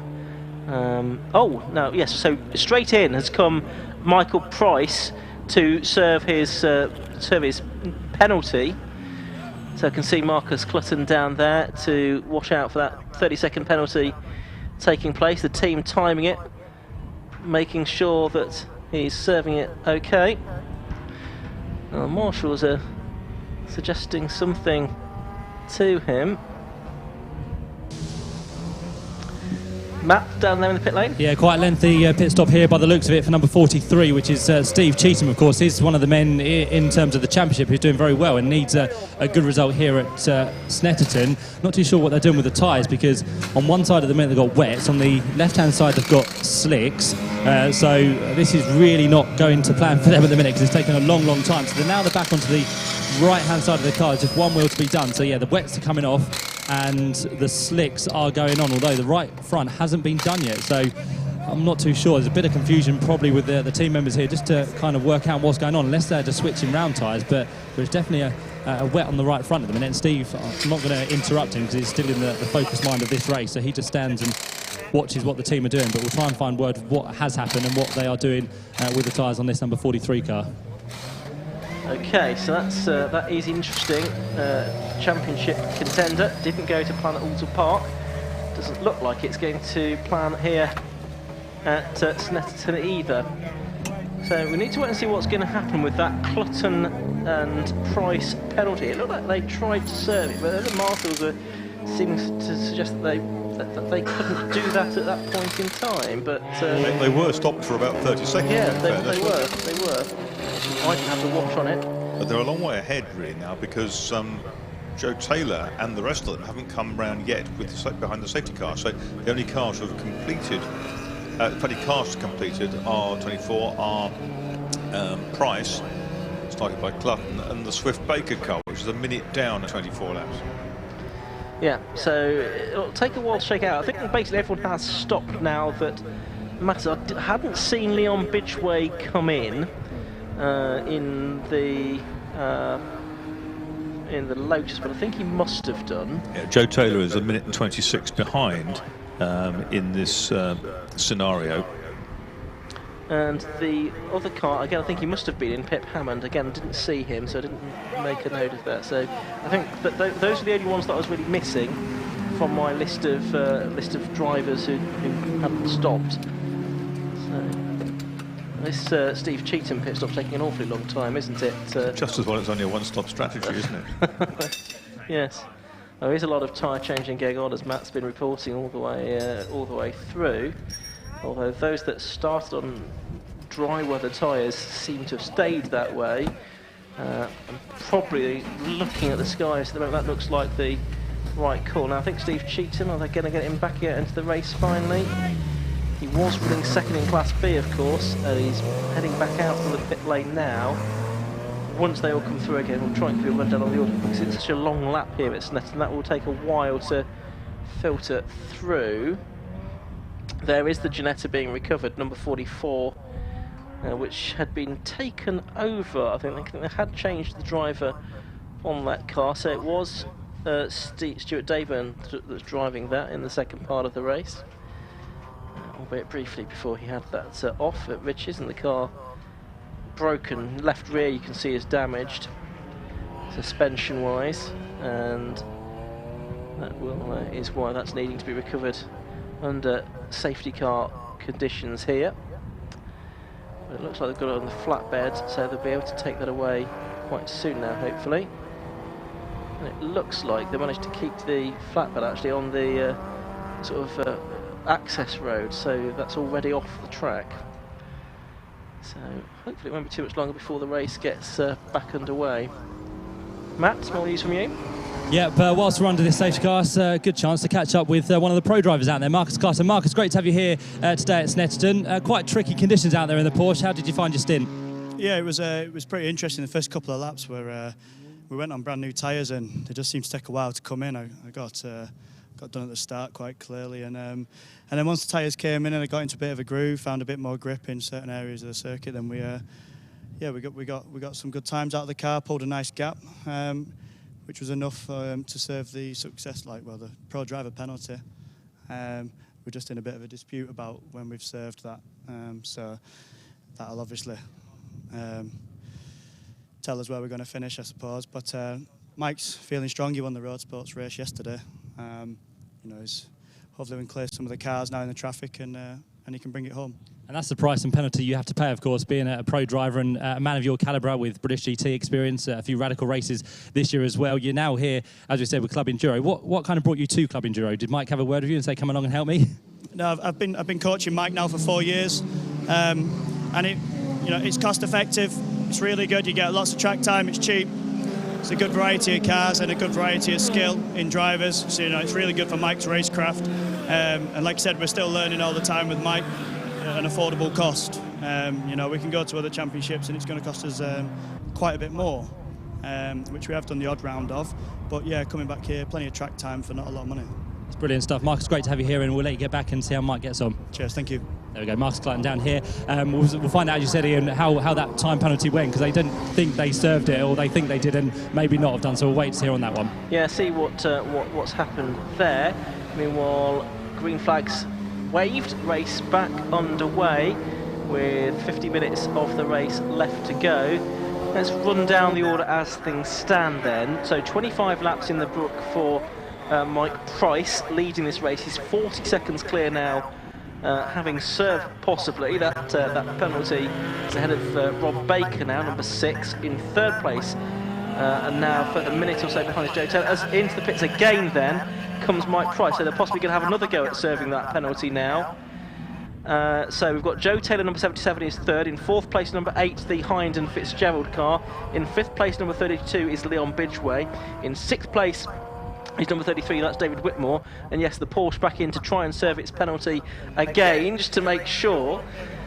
7th is 83, and we've got Rob Baker is going to take the lead of the race then as a result of that. Matt, down the pit lane. Yeah, as you can see, Mike Price back into the pit lane to serve the penalty once again. According to regulations, you're not allowed to serve it under the safety car, so he's got to do a 3rd stop effectively now. Okay, so that will hurt from that respect.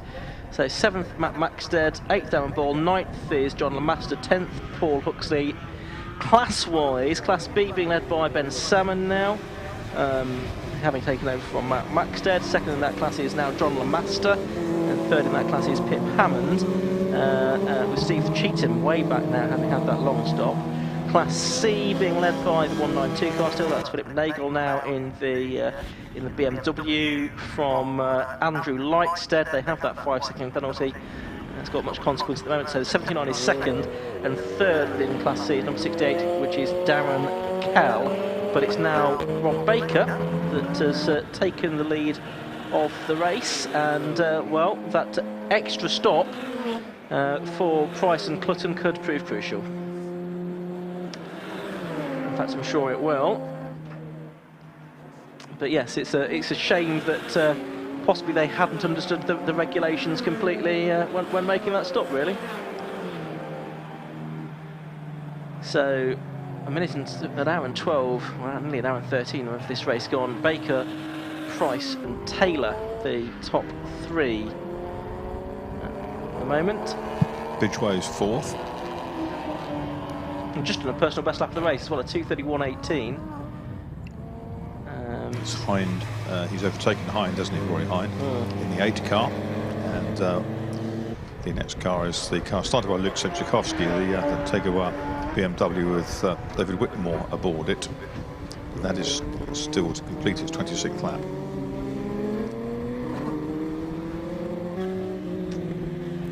Indeed, so interesting to see how this race pans out. Just see what the gaps are between the class leaders. Class B, Max Daird is actually about 5 seconds clear of John Lemaster. Who's on wets or on thick treaded tyres anyway. And there's Pip Hammond just getting past our window alongside the Class C leading BMW, I should say, and now ahead of it. So Pip Hammond has made the play there. So he's actually catching, albeit he's about a minute behind the Class B lead battle now. And Class C, it's a long way. And they're a problem for the number 14 car. That's the car now being driven by Mark Lloyd-Jones, I think, for the second half of the race. Spin there, but pretty harmless onto the grass, and rejoins in the Saxon Motorsport Honda. So the 6th car of Baker, the only ones who have completed 27 laps. Now we've got through in second place Michael Price, and he is 21.65 seconds behind. We'll then wait to see how Joe Taylor gets on with this. Last time through, Price 3 seconds slower than the lead car, but it was an outlap, which probably means it's about a second quicker in reality, because it was a run through. Taylor's coming through, though he's made a lot of time. He's 50 seconds only behind the race leader. He's taken 8 seconds out of him on this lap. Yeah, 2:25.18 for Joe Taylor. That's a phenomenal effort. That's way faster than we've seen anyone go, including Marcus Clutton. And that really shows now that the conditions have improved enormously since qualifying. And David Whitmore now, again, having switched to driver of the tyres, a 2:26.91 there, together on track, but a lap apart. But lapping in quite a similar pace, these two now. Of course, Syczkowski and Whitmore came in early for their pit stop. And possibly, although it's now looking to be the right decision, it came a little bit too early, maybe. Yeah, he doesn't want to trip himself up at this point, does he, Joe Taylor? But that was a phenomenal last lap, and if that's indicative of his pace, which can last as the conditions improve, there's even, dare I say it, a hint of sunlight bursting through the clouds to our right. There's a good finish in this race in store. I think there could be, couldn't there, if Joe Taylor can keep this up. And indeed, Baker and Price both sort of continue to lap in the lap times that they're doing. So definitely an interesting racing prospect here. Joe Taylor, the Silverstone race winner, of course, looking for his second race win of the season. Earlier on this year it was Syczkowski and Whitmore who started the season really strongly, winning at Donington Park and at Croft. Ben Samlin won the first of the race at Spa. The second race there was won by Mike Price, who was shown with Callum McLeod on that occasion. Joe Taylor winning at Silverstone, Carl Swift and Rob Baker winning last time out at Alton Park. So wins shared around this season in the Cup Enduro. Here's Joe Taylor. 2:32 was the last lap time for Rob Baker in the leading car, number 6, but Joe Taylor is really on it. He lost a little bit of time perhaps the early part of the lap. There is Michael Price, goes through at 2:33. So Taylor's going to take a lot more time out of them given a fair wind here. 2:32 for the leader, 2:33 for the second place man. Where is Joe Taylor? Here he is on our screen. Yeah, he's just coming up to the line now, isn't he, as we watch Class B leading car. What's he done that time? 25.37. Look at that. That's barely a fifth of a second slower than the previous lap, and he was stuck behind the BMW of Whitmore for a fair chunk of it. Yeah, so another 8 seconds made up on Price, 7 seconds made up on Rob Baker. That's a remarkable effort, isn't it? 43.64 seconds is the gap, isn't it, Ian? Continue at that rate, it's only going to take 5 or 6 laps to do it, and we've got 43 minutes, so probably getting on for 20 laps left in this race. Probably 18 laps, something like that, assuming no more safety car intervention. So, yep, give it another quarter of an hour, and Joe Taylor could be right with them. Leon Bidgeway just gone through in a 2:34, so he's not lapping as quickly as the cars in first and second. He's lapping quicker than the pursuers, who are in the Hines in the 37s. But Whitmore is certainly going well. He's at a 2:27. He was second quickest man on the track last time round, David Whitmore, in the 33 car. But that car currently shown as a lap down on the leaders. This hasn't come through to click up its lap, I suspect. Yeah, there's Class B leading Ben Salmon then, and he is about 13 seconds now clear of John Lemaster, so he is pulling away from the Lotus by a second or two a lap. There's Pip Hammond going across the line now as well, a lap behind. Well, he's not quite a lap behind, he's about a minute behind, so half a lap behind those. But he's just on a 2:35, a personal best lap for him, so he's lapping 3 seconds faster than Salmon. He is lapping 5 seconds faster than Lemaster. Yeah, Lemaster, I suspect, is on the wrong tyres. He's dropped from 5 to 13 seconds behind in just a couple of 3 laps. A 2:30, that's personal best, as you say, for Rob Baker in the number 6. There goes Michael Price going through at 2:31, which is interesting. Here's Joe Taylor. Yeah, he seems to be arriving more quickly than he did a lap ago, so let's have a look what he's done here. 2:24. Yeah. 2:24.94. Yeah, so although both of the two cars ahead of him have gone a little bit quicker, so has he. Yep. So the gap now is 38.5 seconds to the leads, and about 13 and nearly 14 seconds to the car ahead of him now, which is Mike Price. So probably 2 laps to get with Price, I'd say, and maybe a bit longer to get to Rob Baker as things stand. But it's a great effort this from Joe Taylor. And is anyone else? Well, Whitmore is the other one, because he's now into the 2:25s as well, a low 2:25 as well for him last time through. So and Darren Ball is next, quickest on a 2:28.07. So the way the tyres have panned out is becoming more and more significant. Yeah, Whitmore's a lap behind them, which is frustrating for them. Question mark over whether Price's car is running as sweetly as it might be. We can see it on the screen at the moment. We'll see if we can get any more news on that. But that possibly will be, well, it's not quite as quick as it might be. Cheatham's just done his best lap, 2:29.86 in the number 43, but in Class B he's now a long way behind the race leader, still Ben Salmon. He's 5th, isn't he, within Class B? Salmon's done 28 laps, and his closest rival is Lemaster, started by Denman, that car. He's done 28 laps. Hammond's done 27 at the moment, as has Michael Downey, and as has Steve Cheatham. So yes, there's 3 of them in the chase, but they're a lap down. Yeah, Class C wise, and Philip Nagel and Andrew Lightstead, 2 Class C leaders, are on the same lap, about 53 seconds apart, which you add in the 5-second penalty they have as well. 2:28 PB for Rob Baker for that lead car. So yeah, he's getting quicker. Yeah, that's good. Here comes Michael Price, yesterday's Road Sports winner, in the bright green Porsche on your screen, and that's the Cayman GT4. And here's the Lotus. Wow. Not far behind. Oh, a 2:22.13 for Joe Taylor. So that was more than 8 seconds faster than Price, who we think possibly may have a problem. And 6 seconds quicker than the race leader, which is interesting. So it's 26.4 seconds back to from first to second, and just 5.5 seconds from second to third. So next time round, Joe Taylor. Got Josh Barrett standing alongside. He's almost taking his shoes and socks off now to count the seconds down. He's getting on his fingers, now his toes.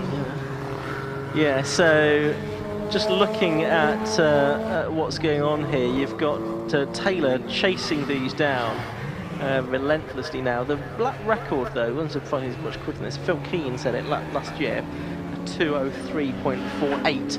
So although conditions are comparatively much better, not what they were. Bridgeway car sounding very, very rough. Now, whether that was just on the rev limiter going through or what?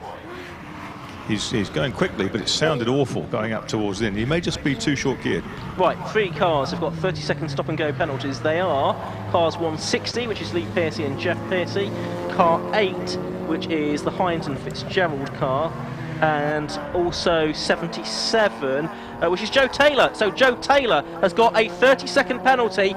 He's ahead now of Mike Price, but it doesn't matter because he's got a 30-second stop and go penalty, and that's being shown on the electronic screen here. So that is disastrous for Joe Taylor, who was going so well. And just taken second on the road, as you said, and oh dear, with 37 minutes to go, that spells disaster.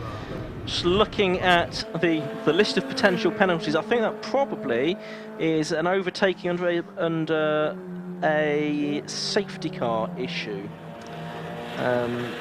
That is what that is for.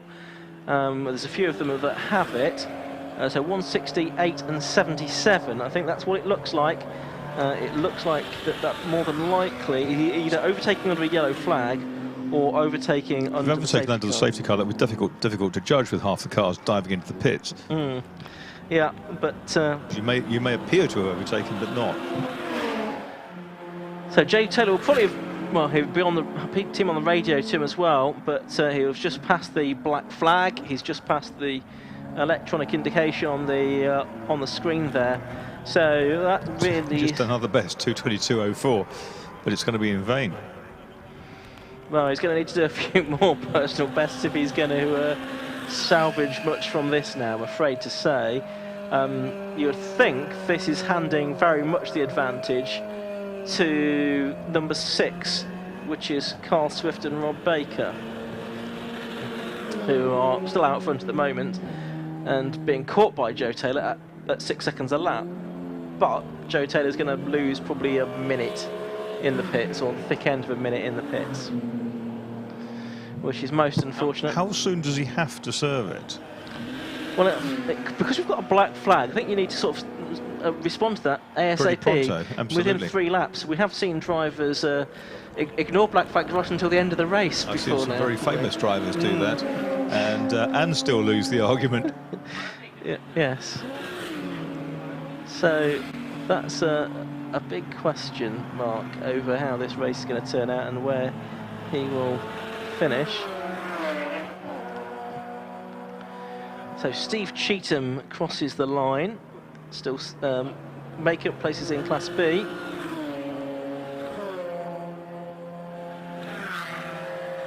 "34 minutes of this race left to go.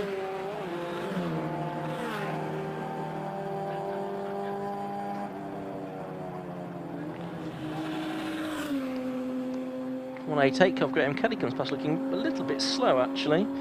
Was going pretty well in Class C in his heat 46.3259. He's still there in 18th position overall. So this penalty hanging over Joe Taylor and a couple of others as well, but Joe Taylor the most significant one as far as this race is concerned. Let's see what Pip Hamilton doing. He's just done a personal best as well, a 2:31.07. And he's now only 30 seconds behind the John LeMaster Lotus, which had done just a personal best lap as well with the 2:37. We think on the wrong tyres, and Joe Taylor then coming in to serve his penalty by the looks of it. So he comes down to the penalty area, just underneath our commentary box here. Matt's down there in the pit lane. Yep, Joe stops in 30 seconds. As we know with these pit stops and penalties, they'll take an eternity. It'll just feel like the whole world is passing past you. But what a shame for Joe Taylor, who's going 6 seconds a lap quicker, as you were saying there. But now he's got to do all that work again. And what can he do in the remaining, what's going to be around about half an hour when he gets back out on track? He's still got good pace, but it's going to be a long gap now to try and close down. So Joe Taylor just sitting there. He gets told 10 seconds by the marshal down here. And then he'll, I'm sure, go away in a pretty big hurry. As long as he doesn't go past that speed limit, he'll be fine to head back onto the circuit. So Joe Taylor away, pit penalty is now served, and let's see what the charge can do once again with that man in the Lotus. Meanwhile, new fastest lap of the race has gone to David Whitmore. He's done, no it's not, it's gone to Darren Ball, a 2:21.31. So with the sun now coming out, the lap times are tumbling here. David Whitmore went faster then as he came through. Darren Ball went faster still on a 2:21.31. So conditions really improving now. Most drivers, I think, doing personal bests now as they come through. Just looking down here, I'd say 3/4 of the drivers did their personal best lap on that last lap of the race. And unsurprising now, Marcus, as the sun is coming out and the circuit will be drying ever more rapidly. It will, and this throws yet another conundrum, doesn't it? Because we're going to see the likes of Rob Baker did a 2:26 that time. That was that car's personal best. But he's going to be caught by numerous cars at a few seconds a lap, as he can find a little bit more time himself. He's done 32 laps so far. They're working lap 33. We've got, what, it's 32 minutes to go. Next to the stoppers has come in to serve a penalty. That is the number 8 BMW sitting down below us. That's the car that currently runs 5th, which is Hind and Fitzgerald. He's had to cede to Leon Bidgeway in recent times because of this. 33 laps down for Baker then. His best time has come down to 22:25, but that's not going to be quick enough at this rate. It's not. So Roy Hind back out into the race, having served his stop. There's Joe Taylor on screen. There's Price going through as well, and Price has done a 2:27. Yeah, so Price has gone through. He's 34 seconds behind the leaders. He's and not gaining ground. Not gaining ground. It was 2.5, nearly 3 seconds slower than Baker at that time. So now we need to see what Joe Taylor can do. Of course, he won't have a flying lap here to compare his lap times when he comes through next, so we'll have to wait for him to come around again, see what happens. Still waiting for the Lee Pearcey car to come in to serve its penalty. There goes Joe Taylor. So that's obviously a longer lap because it was stationary out of the pit lane. But it was still quicker than the car ahead of him. Yeah. But he's now 1:09 away from the lead. Yeah, not bad from a standing start. So that's going to be a lot to make up in half an hour, isn't it? 4 seconds ahead of Leon Bidgeway. Yeah. But he should be able to pull away from him. Although Bidgeway has his personal best as well at 2:22.39. 2:19 for Whitmore. And for Darren Ball, although not quite as quick. I mean, there's huge chunks of time being found here all of a sudden. I reckon 12 laps left in this race. So it needs 6 seconds a lap to be made up by Joe Taylor to get on terms with. He's going to have his work cut out. He's not going to stint in his efforts to do it, but because the others will go progressively quicker. Absolutely right. Meanwhile, importantly, as far as the Class A Championship is concerned, I mean, how far up the order can David Whitmore get that car? Because, of course, they are battling with Joe Taylor as well, so they really need to limit the damage, finish it as close to Joe Taylor, if not in front of Joe Taylor. Effectively, they are level on points coming into this meeting, and that will be decided in the final round at Silverstone. So really all to play for there as Whitmore, who's done that fastest lap of the race, 2:19.03, charges through. Yeah, a PB for Rob Baker in the area motorsport car that's on your screen. That's the race leader, which is the number 6 at 2:23.77. But of course there are guys, a few cars back in the field who are lapping 4 or 5 seconds quicker than that now. Yeah, absolutely. So there is Baker. There goes across the line Price, who another PB, 2:26.17, but he loses another 2.4 seconds to the race leader. So 37 seconds now between them. Joe Taylor, I can see, just coming up into Murray's, so we'll keep an eye on what lap time he does this time through. Probably 2:19, something like that is the benchmark. So that's what we've seen other drivers do, like David Whitmore. So here comes Taylor up to the line now. What's he done? He's done a 2:18.72. So he now has the fastest lap of the race, and that's about 5 seconds faster than Rob Baker, which isn't enough, Marcus. It's not quite enough. Not quite yet, but it's 1:04 is the gap, 64 seconds.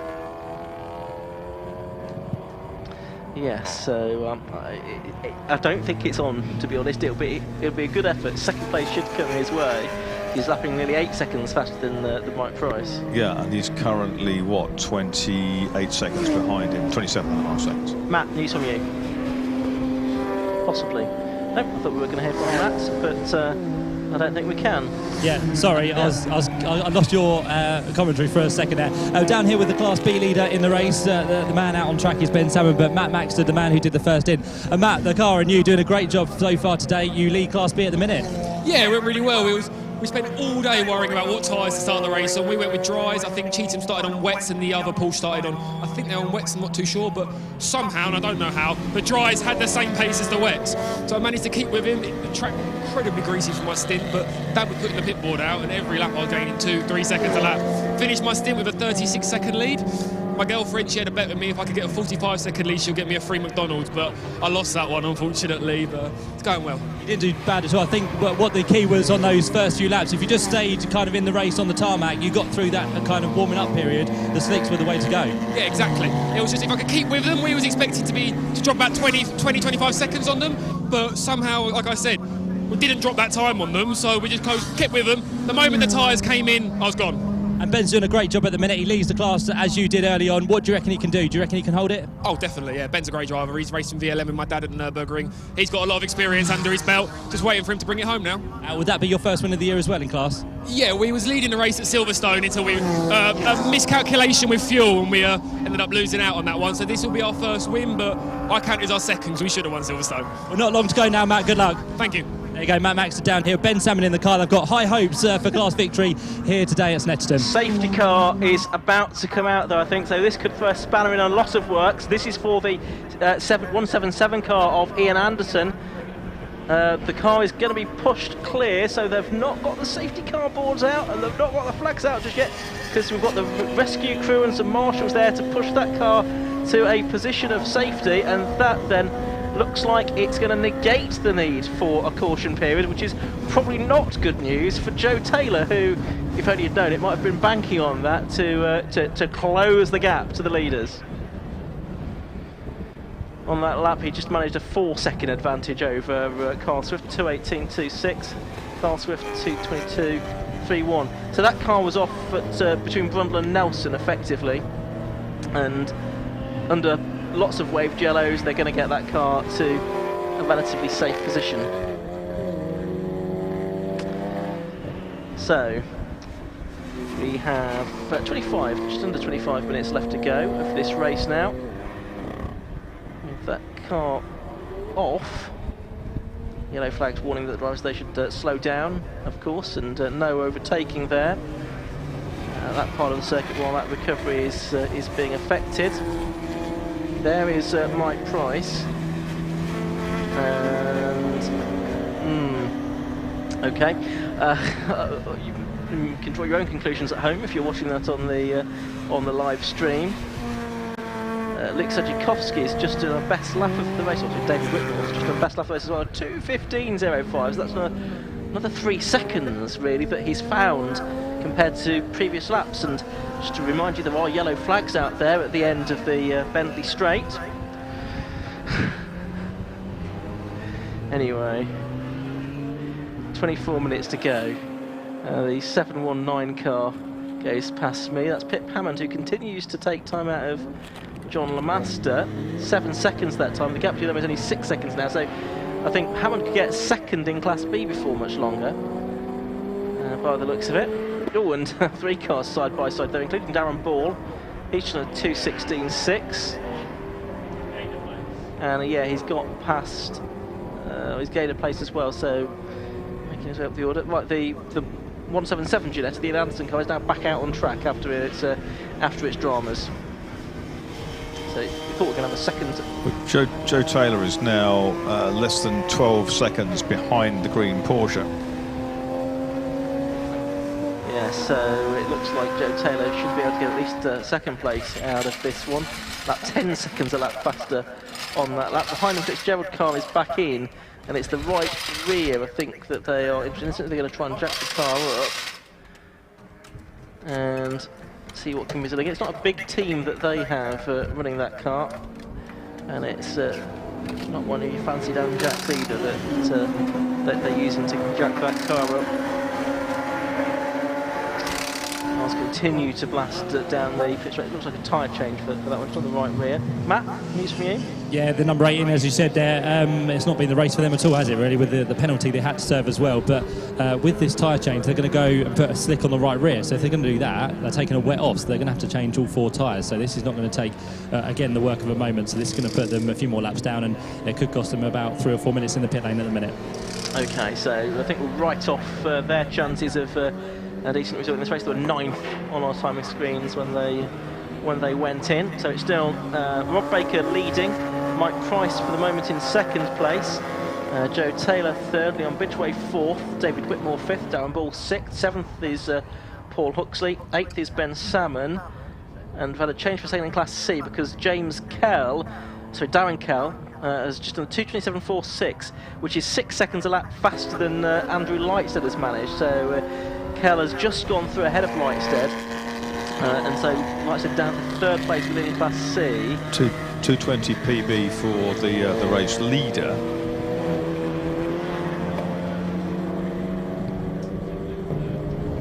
Okay. And there is Price in 2nd place in the Porsche coming through, and there is Joe Taylor, and it's just a matter of a handful of seconds now. It's down to what, 3.02 seconds? Yeah, it is. We've got our Class C leader on screen at the moment. That's the 192 car of Philip Nagel, who's going really well. But drama as far as 2nd overall is concerned. There is Mike Price now. We're just looking then at the 40-year-old salesman Bob Lunder, but they are right together now, aren't they, up at the hairpin? And I think next couple of corners we'll see Joe Taylor go through to take 2nd place. He's done a 2:15.29 now, so he's not the fastest man out there. That is David Whitmore, who's done a 2:15.05. That car's still a lap behind, essentially, so that's out of contention. Oh, they're going to go either side of Graham Kelly's BMW, and in doing so, Joe Taylor moves up a place. He's up into 2nd position then. Number 77, Joe Taylor, having served that 30-second stop-and-go penalty as well, is about 46 seconds behind Swift and Baker now, which is probably roughly what it took him in the pit lane there as well. So I think it's safe to say that he would have been able to come home for his 2nd win of the season here. So really now it's about what he can do in terms of how many places he finishes ahead of Whitmore and Sedzikowski, and I'm not sure that Whitmore can actually improve really on his 5th place before the end unless someone falls off. Here is Pip Hammond coming down towards us, and he is now ahead of John Lamaster, so that has changed on this lap as well. 2nd in Class B now for Pip Hammond, up to 9th position overall as well, driving solo in this race. But there is our 3rd place man, as he now is, Mike Price, number 74. And he comes through Grundle and Nelson with less than 20 minutes of the race to go now. Drama-filled race as ever in the TEGIWA Club Enduro Championship. Over the line there you saw the Lightstead car, and that car is not setting PBs, everyone else is, but it's done a 2:35.97. It sounded distinctly flat as it came past me, so there'll be concern now that Lightstead has a problem. He's sufficiently clear of Graham Kelly though to stay 3rd in Class C, I would think, if he can bring that car home at that speed. 46 seconds between the leader and Joe Taylor in 77. Taylor lapping, what, 3.5 seconds quicker. That's all. So he's going to run out of time. He's going to make a jolly good fist of it. But there's another, what, 19 or so minutes to go. Rather like Test Match Special, we've been distracted by cake arriving in the commentary box. Thank you, Brendan, for that. And it'll have to wait. We'll enjoy that at the end of the race. Right, into the pits now is coming Leon Bidgeway. So he has come from, well, what could have been 3rd position, and that means that Whitmore moves up. That car has been sounding rough, though, for a few laps. It has. So that's perhaps not a major surprise to see that one in. So that's from 4th, and it should promote Whitmore, therefore. Looking at the left rear on that car. Just trying to make sure everything's tight as it possibly. The driver reporting a vibration or something like that. And now onto the right rear as well. So that will be investigated, but that Again, this could be crucial for the championship, not for Bridgeway particularly, but because it will give another place to David Whitmore that he might not already have got. Engine covers now up on the Lotus as well. Yeah, that's if it gets out again before the end of the race, it's going to be to make up the final few positions. It's not going to be on the podium, I don't think. It did sound rough a couple of times going past the pits, so I mean, intermittent electrical problem or something, I don't know. It did. Excellent advert there for Jonathan Elsey, our 750 Motor Club photographer, on the back of that car as well. Watch out for his images online after the event. Tremendous shots, I'm sure, as ever, John takes. One of the many photographers that follow the 750 Motor Club when they can. Now, there is Darren Ball. He's absolutely flying. You've also got...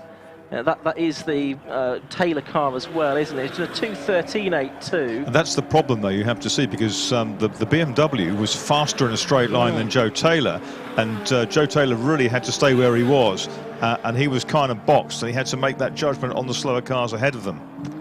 Yeah, absolutely. 16 minutes to go in this race. It's taken 6 seconds out on that lap, even with the trouble. Yeah. Josh is diving for the cake. That's important. He's the only one without a microphone to worry about, so that does help considerably. 15 minutes or so to go. 40 seconds the lead for Swift. Actually, a slower lap for Baker, I should say. 2:20.16 that time, possibly traffic induced. But Taylor doing his best lap. Price doing his best lap. Whitmore a bit slower, actually. So again, possibly traffic an issue for some of these drivers. Taylor now does have the fastest lap again, so that actually is another point as well, which again could be crucial for the championship with that 2:13.82. So that will be frustrating for Sedgwickowski and Whitmore, who are thinking, we've got at least this extra point in the bag, but not to be. Cheatham ahead of Evans on the road, but is also a lap ahead of Jonathan Evans with the other Cayman. Huxley and Gardner come up to 6th place. Darren Ball is now 5th, of course, and Salmon and Maxted started. Salmon now in the cart. They are 7th. They're still leading B. How far ahead are they of Pip Hammond? Well, at the moment they've completed 38 laps, and Pip Hammond is on his. Yeah. So I think that's probably a gap that's insurmountable. Although Pip Hammond is doing very good lap times, 2:23.46. Actually, 4 tenths slower than Salmon, so he wouldn't be catching him anyway. But pretty good lap for both of those. 2:17 PB for the race leader. He's certainly pushing hard. Interestingly as well, PBs for the 2 Class C leaders as well, because Philip Nagel's done a 2:31.1, but that's nearly 5 seconds slower than the chasing car. Barely a 2.2 made by Joe Taylor that time. 38.94. That was probably traffic. Yeah, so it's not really on, is it? Because we've only got 14 minutes left to go. Bridgeway's back out into the race as well, by the way, having had that reasonably lengthy pit visit just then. So he will at least get a bit more track time. He's rejoined in a thing about 8th place, something like that, just ahead of John Lamaster, actually. So I think that's 9th by the time all of that shakes out on all the timing screens.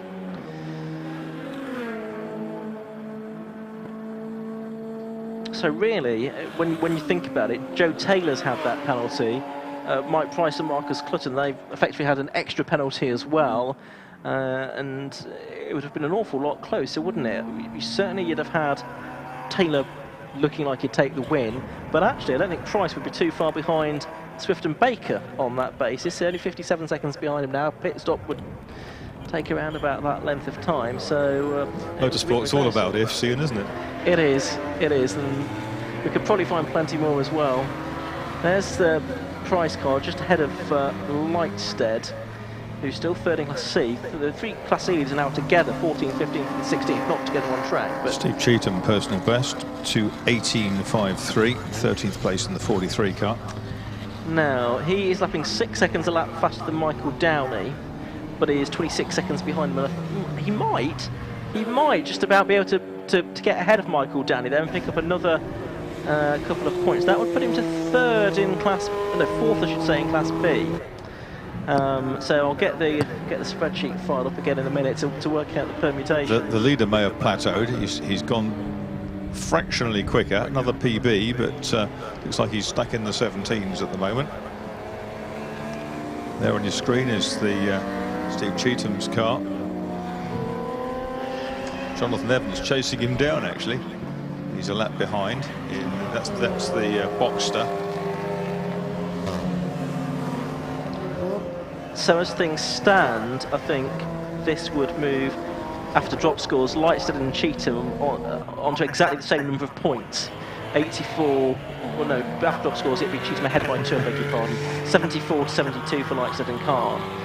But if he makes up another place, that's another point. So Steve Cheatham has a very good reason to want to chase down Michael Downey before the end. 2 Porsche Boxster drivers. Joe Taylor, 2:12.74. Another 4 and a bit seconds whittled back, but we're now into the last 12 minutes. It's kind of about 6 laps, something like that, 5-6 laps, depending on where they are. Yeah. And he's going to probably halve that gap, I would think. Yeah, there's Steve Cheatham on our screens now. So his last lap was a 2:18.53, which was faster than the Class B leaders, faster than Pip Hammond, faster than John LeMaster by about 9 seconds, and faster than Michael Downey as well. So he's very much on a move. There's Joe Taylor, second place, 34.5 seconds behind the leaders. Cheatham goes across the line and it's a 2:17.23 that time, so he's taken another 6.4 seconds out of Michael Downey. The gap between those two is down to 20 seconds with probably 4 or 5 laps left to go, so it's just about doable for Steve Cheatham to make up another place, and with the championship set to go down to the wire at Silverstone, that could be absolutely crucial. Sergikowski, also Whitmore, done a 2:12.19 now. That's quicker than Joe Taylor. They're trading those fastest laps, aren't they? Yep, so that's another point back to Whitmore then. You almost said it's going to be like a qualifying session. It's the last driver to take the checkered flag that would do that. So it would be a 2-point swing in the championship between those two. Get your swingometer out. Not allowed to mention the Brexit swingometer out. No, B word has been mentioned for the first time. So there goes Taylor. He's done a 2:11.99, so he's now got that back. The swingometer has gone back the other way, Marcus, and it's now Taylor that picks up that point, and that means that Whitmore can't have it. It's not impossible that they'll say exactly the same fastest lap and take a point apiece, I suppose. Or indeed someone else could get it, but it realistically looks like it's between those two at the minute. Yeah, the Seat's now down in the 14s. That's making it more and more difficult for Joe Taylor, but it's been a valiant drive for him. 18.5 for Price. Again, another PB, but too little, too late. It's not going to happen, and he's being caught rapidly by Whitmore. 6 or so seconds. Company in the sky. Absolutely. Well, Joe Taylor's been flying, and so too has David Whitmore. Here is Taylor back in the shot, 32 seconds behind the leads now. Now there's Michael Downey. He's just got to cross the line. So let's have a look what the gap is to Steve Cheatham this time. So last time through it was about 20 seconds. This time through it is 14 seconds, because another PB for Steve Cheatham, a 2:16.43, and the gap between Downey and Cheatham is down to 14 seconds, so give that 2.5 laps and they'll be together. That's putting it in perspective. Steve Cheatham's time then, a 2:16.43, is less than 2 seconds slower than the race leaders, which is very impressive. Yeah, absolutely right. And of course they could both catch John LeMaster in the Lotus as well, because LeMaster's only 7 seconds ahead of Downey now, and Cheatham 14 seconds behind him, and LeMaster's lapping 5 seconds slower. I mean, while it was a slow lap from Philip Nagel in the Class C leading BMW, is that a problem? He's lapping 10 seconds slower than Darren Kell now in the Mazda. I don't think that's quite going to work out for Darren Kell, but it's not beyond the bounds of possibility that he could catch him. 2:11.17 for Joe Taylor, 28.26 the deficit now, and we've got what, another 3-4 laps in it, something like that. Yeah, 3 laps probably. Yeah, 7 minutes or so to go. The marshals perturbed by the appearance of a round orange object in the sky for the first time this weekend. Oh, there's an orb. It's a mystery. Did that big aircraft that went over, the American Air Force one, tow the cloud away? It must have done. Yeah. It must have done.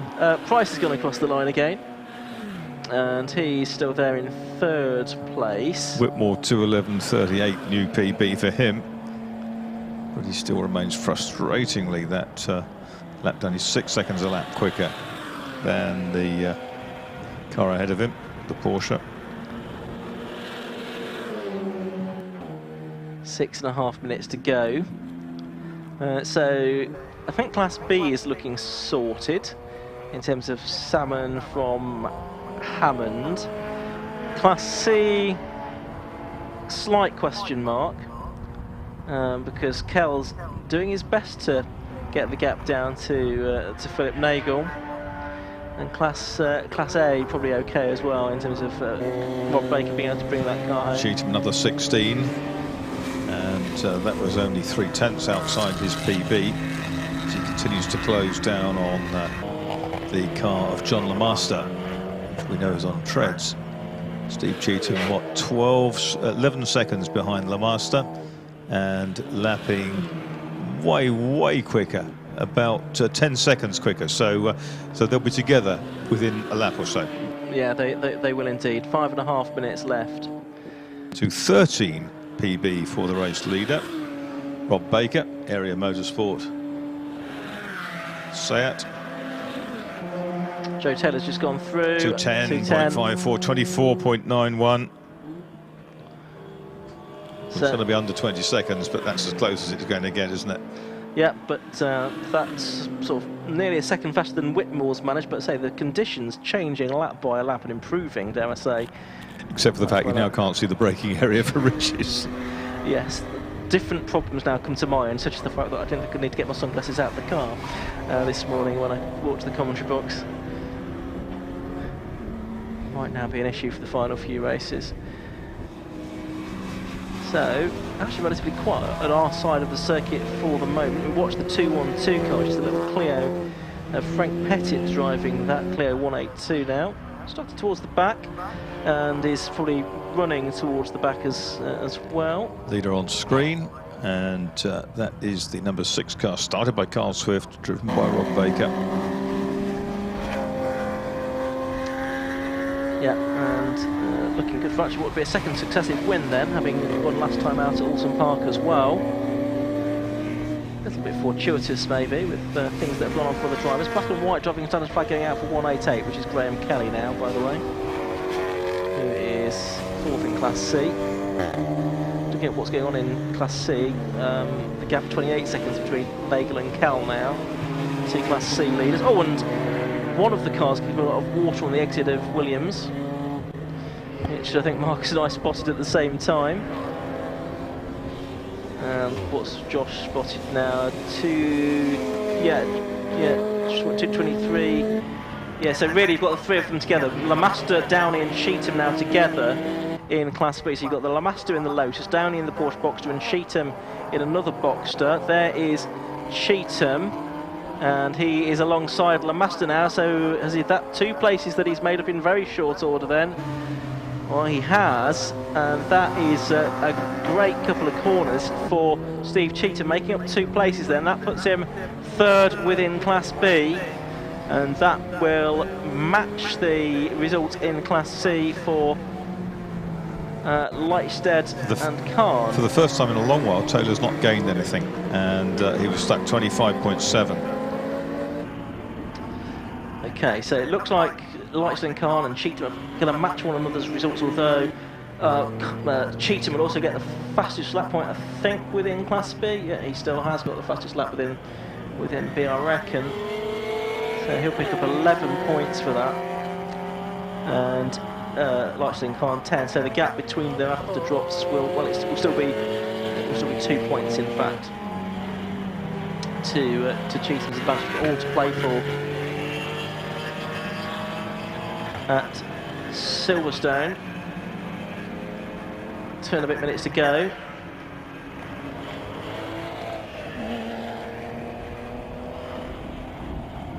Just looking at, I don't think there's any chance that Lightstead will lose the place to Kelly. The 13 seconds between them on the road, but they have got that 5-second penalty, Lightstead and Khan, but shouldn't affect their third position within Class C.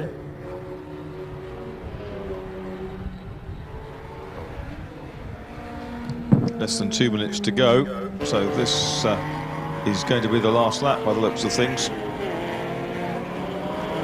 when they get through. Yeah, that's right. It certainly looks that way.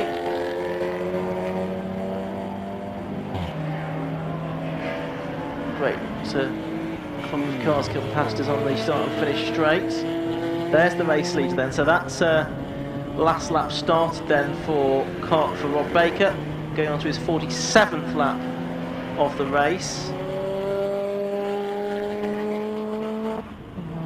And he is still clear of Joe Taylor, of course, who is coming through now to start his final lap. 2:09.03 that time for Joe Taylor, so he's trying to make sure of that fastest lap bonus point as well. Now we've got the low sun impacting on some of our cameras. There we go. There's the shot at Palmer, we think. That's the Hines and Fitzgerald car going through.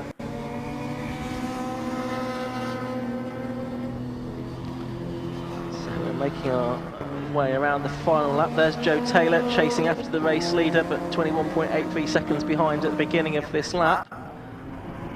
Meanwhile, just looking over out of my window, I can see a change. That one, we've now got Lee Pearcy trying to sort of unlap himself from Mike Price as well. The Class C car and the Class A car together there. And that's Mike Price, our third place driver, just about to go on to his final lap. Lee Pearcy's doing 2:19s now in this late stage of the race, so that's a good effort from him, but way down the order, of course. So we're just watching and waiting now for our leader. He's coming through Murray's now, I think, for the final time as the Huxley car breaks down. There, in fact, is our race leader. So it's the other car that I saw just coming through, I think. Yeah, so you've got two sets together. So that's the 55 car that's just about to start its final lap, but the leader now heading through the bomb hole for the final time. Just getting past the 48 Seat. Out through Coram it goes up towards Murray's for the final time, so it's going to be a second successive win in the TEGIWA Club Enduro Championship for Carl Swift and Rob Baker in their Seat Leon. Up to the line they come, checkered flag is made ready and it goes out. Rob Baker takes it then, victory for the duo in the end of the 47 lap TEGIWA Club Enduro race. Joe Taylor though out of Murray's for the final time. It's been a doughty performance from him, hampered by that stop and go, or that 30-second stop and go penalty. He finishes 15 seconds behind in the end. 2:09.03 was his best lap of the race. We just need to make sure that that's not bettered by anybody else, as that battle will go down to Silverstone. So that'll be 13 points picked up for Joe Taylor, I think, and by my reckoning that will be 9 picked up for Sergikovsky and Whitmore, so that will mean that all of a sudden it's Taylor with a 4-point advantage in Class A going into the final round at Silverstone. We have more cars still to come through. Eventually, it is the 23 car that comes through next, the little Lotus. So we're watching for the class winners to come through as well. I can see Mike Price just making his way through Murray's now. Leon Bidgeway comes across the line, albeit well down the order in the end. On the final lap, Darren Keller's continued to chase after Philip Nagel. They've not yet taken the flag. There's 8 seconds between them, and they are about to take the flag, almost nose to tail with just the Ginetta between them. So the gap for the Class C victory in the end was just 0.8 of a second. Philip Nagel 1:92 there, just beating Darren Kell, and it should be Lightstead that hangs on to take third place within that class. Just checking to see yeah, there should be enough time in hand to allow for the 5-second penalty that car has got. Steve Cheetham comes through, and he's going to take 3rd place within Class B behind Ben Salmon and Matt Maxted, and Pip Hammond in the 719 car. So they go through. Oh, and on the last lap, it was very close to a change in the fastest lap of the race, but David Whitmore by 12 hundredths of a second failed to get the fastest lap from Joe Taylor. So there's that 2-point swing, and it's swung in the direction of Joe Taylor there. So let's give a rundown on the order. Carl Swift and Rob Baker, it was that won by 16 seconds in the end from Joe Taylor in the Lotus. So 6 from 77, 3rd from 74, Mike Price and Marcus Clutton, a minute 23 behind the leaders. A minute 52 behind the leaders was number 33, Luke Sadzikowski and David Whitmore. 5th to number 25, Darren Ball, a lap down. 6th to number 16, Paul Huxley in the Seat. 7th to 83, Ben Salmon and Matt Maxted.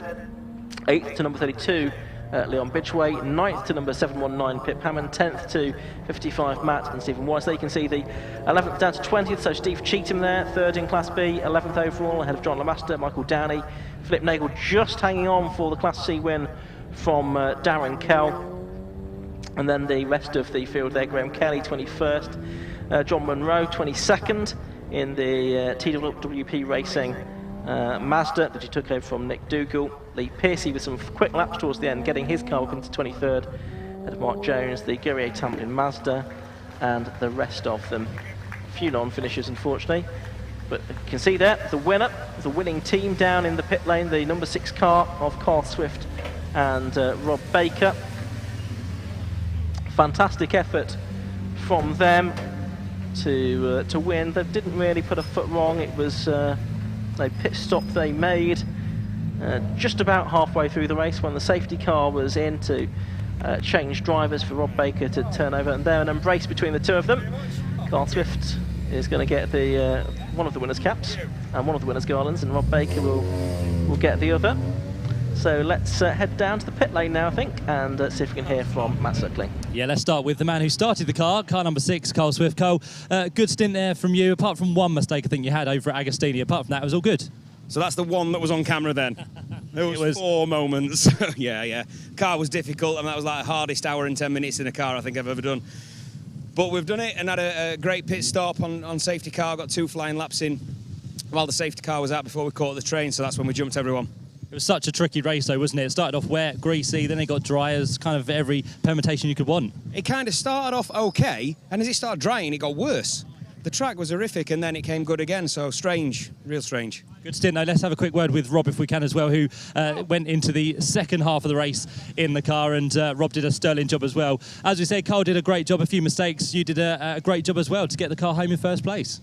Yeah, for him to get the car around the track in the first 50 minutes that he did before the safety car, on the same tyres in those conditions, he had a few offs. It's pretty impressive because I just really struggle. We use these tyres, they're 8 hours old now. We used them at the last race, we used them in testing. We didn't want to go on new in these conditions, and just going offline to overtake traffic was really difficult. But the team did great, kept me updated on the gap, and we could kind of manage the gap back to second from there. It was coming down though, because Joe Taylor was kind of bringing it down and down, then he got a penalty, then it kind of worked back in your favour, but you kept that gap pretty consistent throughout the race. Yeah, we agreed basically we're going to keep a 30-second buffer to them, so every lap I crossed the line I was just giving an update on, you know, the time basically. Car's been great again. Although it was hard, did you enjoy it? Enjoyed it. Bit nerve-wracking, like I say, overtaking traffic, because obviously they stay on the dry line, and rightly so. But everything else is still greasy and wet, so having to outbrake them or, you know, go around them on a corner is quite difficult, because you go from mode of being on a dry line to all of a sudden back to tiptoeing around on the wet. So great stuff. Well done, Rob. Congratulations to you and Carl for a win here at Snetterton. Well done. Good drive there. Let's have a quick word, if we can, with the BMW, which came home in what's going to be Class B winners. So well done to the guys here. We've got Matt Maxted, of course, who we spoke to as well. Let's have a quick word with Mr. Salmon. Well done to you. You brought the car home in good pace there. Yeah, it was tricky out there, and then it was drying, and at least I beat him for the first time ever, because I was on dry and he was in the pissing wet. So it was good for you, though. It was tricky today, as we said, but you managed well, and Class B victory for you. Is that the first this year for yourself? I hate to say it's the second. That's still good, though. Memorable. First in the UK. And you had to work hard for it? Yes. Well, sort of. You did well at Spa. That's the other one you had the victory, wasn't it? Exactly, yeah. So it's just really nice to do it on home soil. Good stuff. And Matt, of course, you were watching there with bated breath to see if he could bring it home, and he did a good job. Yeah, I think we had a 69-second lead by the end. I think if the race was a 3-hour race, Cheatham had a bit more pace in the dry than us. It would have been a bit closer, but fortunately it was 2 hours and we got the win. And it seems like this combination works between you two very well. Yeah, we worked really well. I prefer driving in the slippery, greasy conditions when it comes to the dry, Ben. Ben's last late breaker, so it works better in the dry. But together we get on really well. You know, I'm not the easiest person to get along with, so Ben puts up with me enough. But it's brilliant. We're a good team. Look, you don't have to change the seatbelts. It's the best bit about it. Exactly, it certainly is. Well done, guys. Congratulations on Class B victory. There you go, Ben Salmon and Matt Maxted there in the BMW. And I think we've lost Class C. Or no, he's Kia. I can see him in the sunshine. Almost sunbathing weather down here now. It has. Well done on Class C victory. It was very close towards the end there, wasn't it? I tell you what, I couldn't wait to see that checkered flag. I mean, going past, thinking, come on. But no, it was great. It got pretty tense towards the end, and we're on wets, but they were starting to lose it a little bit with the track drying so well. But it was, great race there. Good racing. Great to be on the podium. Good stuff. Well done. Congratulations to our Class C victor there. So there you go. We've got all class winners done and dusted. We're now back to sprint action here at Snetterton. It's time for the second time today to look forward to the F1000 Championship.